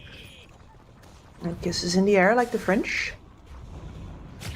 You know, speaking of the Snapfire, in a little bit of trouble, roll pretty deep, a nice silence, and the Doom will be used as well. What a grab from the Earth Spirit. It only leaves the sniper on his lonesome. TikTok Kid is doing his best to escape. He has so many mobility items that will mean absolutely nothing versus the mobility of the Earth Spirit.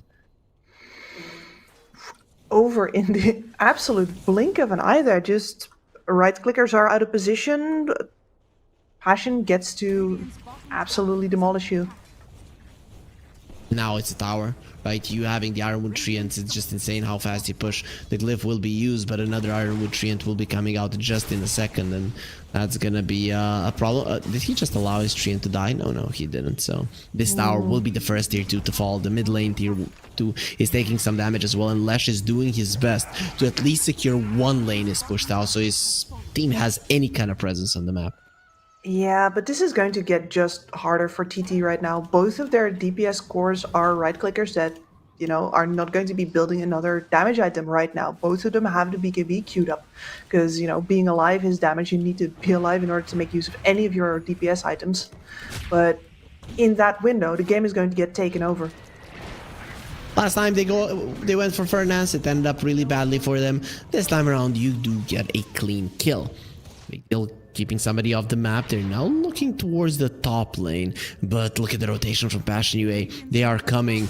Can you kill this Doom quick enough when you don't have that many heroes? SF, you really does pack a punch. Magic is trying to run away. Here comes the snowball, and the rest of the team won't be there in time.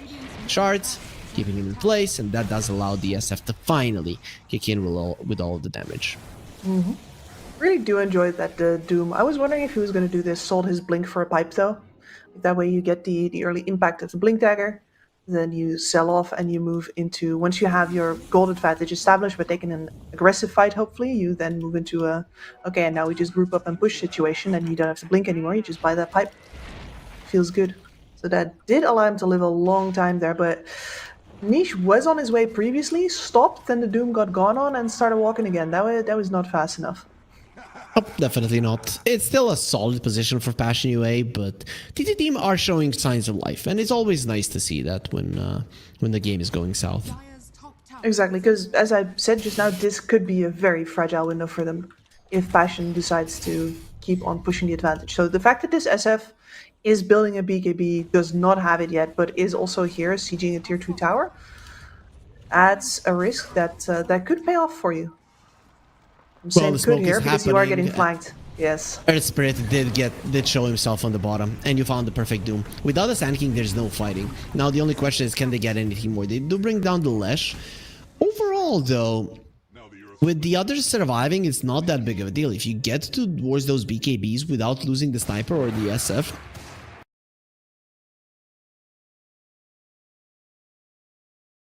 and you lose all of these heroes only on the aggressive, I'd say that's the best possible scenario for you. Yep, I think so as well. That's a lot of heroes moving to the top side of the map where there's nothing to get for them currently. And Passion UA, apart from stopping you from getting your BKBs up by just sheer overpowering your side of the map, they can't actually do anything with that just yet because you took Roshan. Okay. He didn't wanna. He didn't want to call GG. It's just that you should remove that one from your communication. Yep. If you're playing a competitive game. Oh, because the muscle memory kicks in. Okay, there's it is. Yep. The purge. I'm hating that it also doesn't allow you to use a concussive grenade. It feels like that should not be purged either way. Oh, Cooler, he finds an opening without the sniper, though you don't have the damage. This is what we talked about. Your next items, they're gonna be the BKBs, and they're just not gonna be helping you enough. Starfang, he needs to get to the high ground, which is not gonna be allowed. He does not have his Hurricane Pike, and that does leave the Lesh all alone, waiting to die, waiting to be kicked to oblivion. 5 heroes dead in quick succession just from a sniper grab. Radiant's top tower is under attack. And there's really nothing you can do to avoid scenarios like this because they have the tools to dive you, they have the tools to reach you. The only way to make sure this doesn't happen is by keeping the tempo on the enemy side of the map and making sure that whenever they kill heroes of yours, it is on your terms. And that is so hard to do. Impossible versus the Nature's Prophet, basically. Yeah. Yeah, like the waves are always going to be in. He's always going to have vision. It's... Well... It's always easy to play Dota when you have a Nature's Prophet on your team, right? Because this game is a lot about information. And he uses his ulti, and in the next 2 minutes, just with the waves shoving in, he's giving you information that like 3 good wards would do. And I do think that it's definitely stronger versus lineups where you do get to pick him late, as OT just rolled into a smoke. They still want to fight. The Doom was used on the sniper as he will go to the base. Maybe he should have stayed here because in the base he's not gonna live. There's no way through it. And you did kill the Air Spirit. I think at this point you kind of start understanding that this game is not winnable because that is a perfect scenario for you in which you've lost 3 heroes and got on only 1. I mean, the perfect scenario is the enemy team is on the other side of the map while that happens for some reason. Okay. Is he gonna kill them? You know what? That's 2 heroes using their spells and do absolutely nothing. YY standing his ground. Let's see who's gonna be the real demon, the real damage dealer. It will be the Nature's Prophet. His BKB does persist through the Death Requiem, so it won't take his life. But what our viewers can take is some extra money with the banner down below. Promo code 1XRLGEU. And you get a 100% deposit bonus on your first one. The gold lead just keeps piling up, Kips, and it's looking grimmer and grimmer for TT team. I love this AC pickup from Yoi. I think it's a little underbought in scenarios where you are cutting off the enemy's ascension into like a right-click territory where you have 1 or more cores that are going to be a problem ostensibly pretty soon through the sheer fact that they have minus armor or right-click damage, but this is how you hold off a peak like that. And bonus points, if it's on a Nature's Prophet, you're also going to get to take more towers off of that. Really loving this purchase. They're gonna try to go for the Nature's Prophet. He might be a target, and with the Lash in the vicinity, he does take quite a lot of damage. So without the BKB, he is a pretty solid target. Shards off the mark. Everybody else from Passionate will get out. The chase of TT team is solid. It's not even close to what Passionate has. Fernance, don't be shooting things. Just run.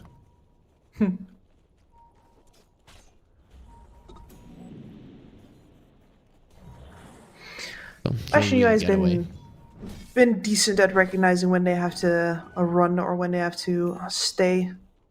Here, though, this is a little awkward timing because this could have been the Roche respawn. But it's not. So it is not. They luck favors don't the bold. know that. They don't have a single scan either, right? So even if they would want to find out what their enemies are doing, though Sarfang says, I'm gonna be pushing, so that's gonna be the second glyph that is used on that tower. And once again, we see a similar approach with Doom going in. He gets the silence or the Doom onto Sand King, mildly inconveniencing him. The problem is that he will die to all the damage. Snowball Sniper gets pulled in. He's not really doing all that much damage to Niche himself. This is the thing that we were talking about. Double silence rolled in. Niche versus the 2 of them. His teammates are going to be coming forward to assist. The Sarfang gets surrounded as well. That's 2 9-second BKBs. They do nothing for them, and Sarfang will TP out. Nothing to stop it. But it is still a disastrous engagement for TT team. At least Gibbs, they got a tower. At least they got a tower, but that is just Passion rolling their muscles. The Nature's Prophet was dead for the entirety of that fight. He TP's in ceremonially after. No Yep, I'm here. contributions. Yep. He did smack DSF once or twice. Really didn't matter, but he did something. He did. Yeah, he did what he could. I mean, the problem really is here for TT that you take that fight because you, and you are overpositioned there because you assume that you could win a 5v4, but that is not a good enough read of the situation here. The Sand King cannot get caught if you want to win in that situation, for example. And even if he doesn't get caught, I wonder if you're not simply too far behind at this point to actually make a stand like that.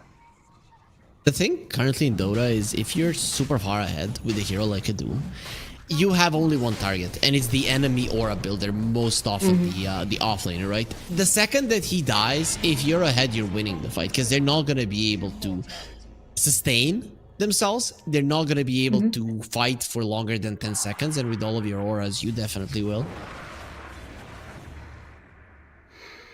No, the fact that the aura builder here is also the main playmaker in this scenario is just a cherry on top of the cake, right? Because you would be going for the Sand King if you wanted to make it hard for them to find a favorable fight already. And now he's also carrying their pipe and their veil, the bonus points. Yeah, in a different scenario, maybe an SF or a sniper could posture aggressively in a game like this, but not when you're this far behind. So all of your playmaking capabilities taken out. TikTok Kid breaks the smoke, and with his night vision, he did see what was going on.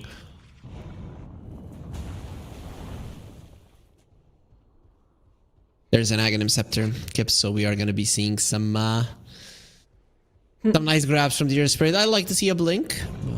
We'll see if he goes that route. It's the natural follow-up to that, but BKB first. It's such a cool Aghanim Scepter. Though, first they reduced the range by quite a lot. Then this hero got changed quite a lot. So in every way, we are not going to be seeing this a lot. So we should be happy that it's here. Yeah, exactly.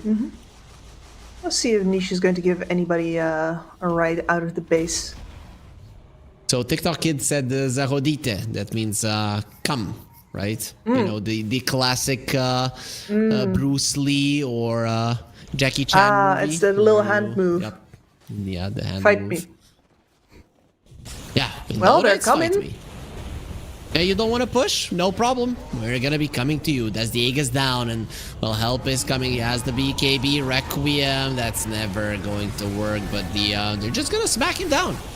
Without any help, he's in trouble. Niche does have an 80 runes, so it's gonna be doing massive amounts of damage. Moitik is from afar as well. Here comes the Doom. TikTok Kid in a solid position, gonna be using the concussive grenade, and he turns himself into a stone. I mean, he already was a stone, but an even harder one. It's not gonna be destroyed, as Cooler and Rezuq are gonna be isolated, and they disconnect on the Nature's Prophet. The game automatically pauses. I guess they didn't really mean to do it.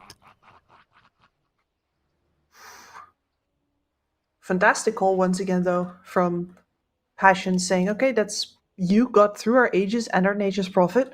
I don't see how this is different from the last time that we fought you 4v5. Sniper needs the BKB to live, right? Exactly, yeah. That is the one distinction here, that, you know, the double BKBs are up, but, you know, technically they just used the BKB of that SF in order to take that Aegis down. So things have not changed all that much. Okay, so the only one who can survive here is the sniper. He pops the BKB, and yeah, he's not gonna survive, no way. Just dies to the next Infernal Blade. That's a 5-for-1 buyback from Yowai. He wants to end this game right here, right now. TT team enjoying their last moments in the regional Dota 2 series here in the year 2024, because this is gonna be it for them in this year. They're gonna be buying back. They want to fight Niche. How dare you get into the hard base? He's gonna get punched into his back, and that's gonna break it. Finally, the Stroke does get taken out. Clear it onto Flacco. They see him clearly because the Sentry Ward's still in the base, and SF now is going to be the one disconnecting, obviously, the same internet provider, and there's some lags. Maybe it's even the servers. Yeah, it might even be the server at this point, because that seems a little much for a coincidence. I mean, it's only twice. It's merely Could be a suspicious. coincidence? I Not a think pattern. not. That- No, it's only a pattern once it happens 3 times. All right, we do statistics here. Okay, so if it happens again, it's a pattern.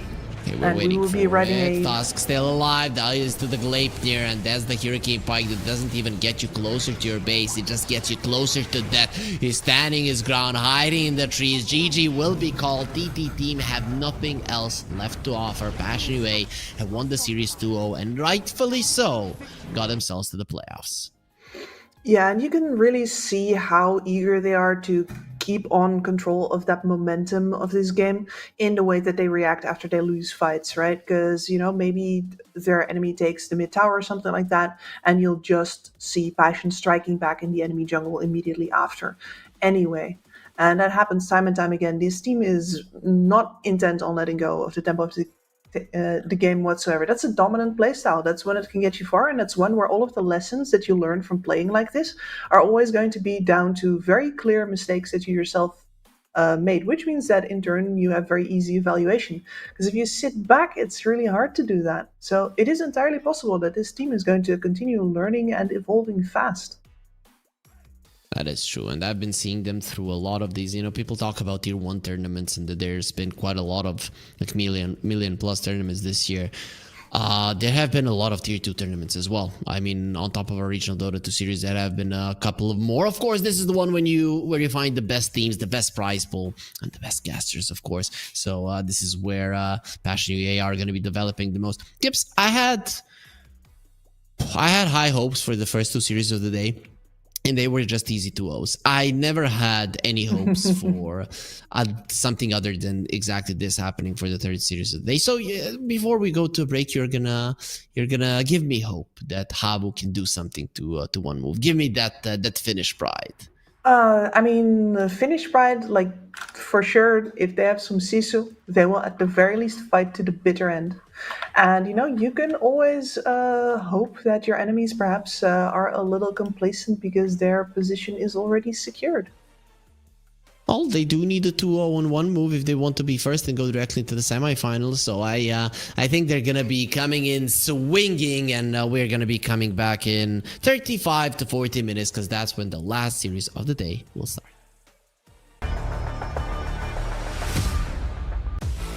OneXBet and Eva Alfie present betting on all esports events on the website and in the OneXBet app. OneXBet. Play with Eva.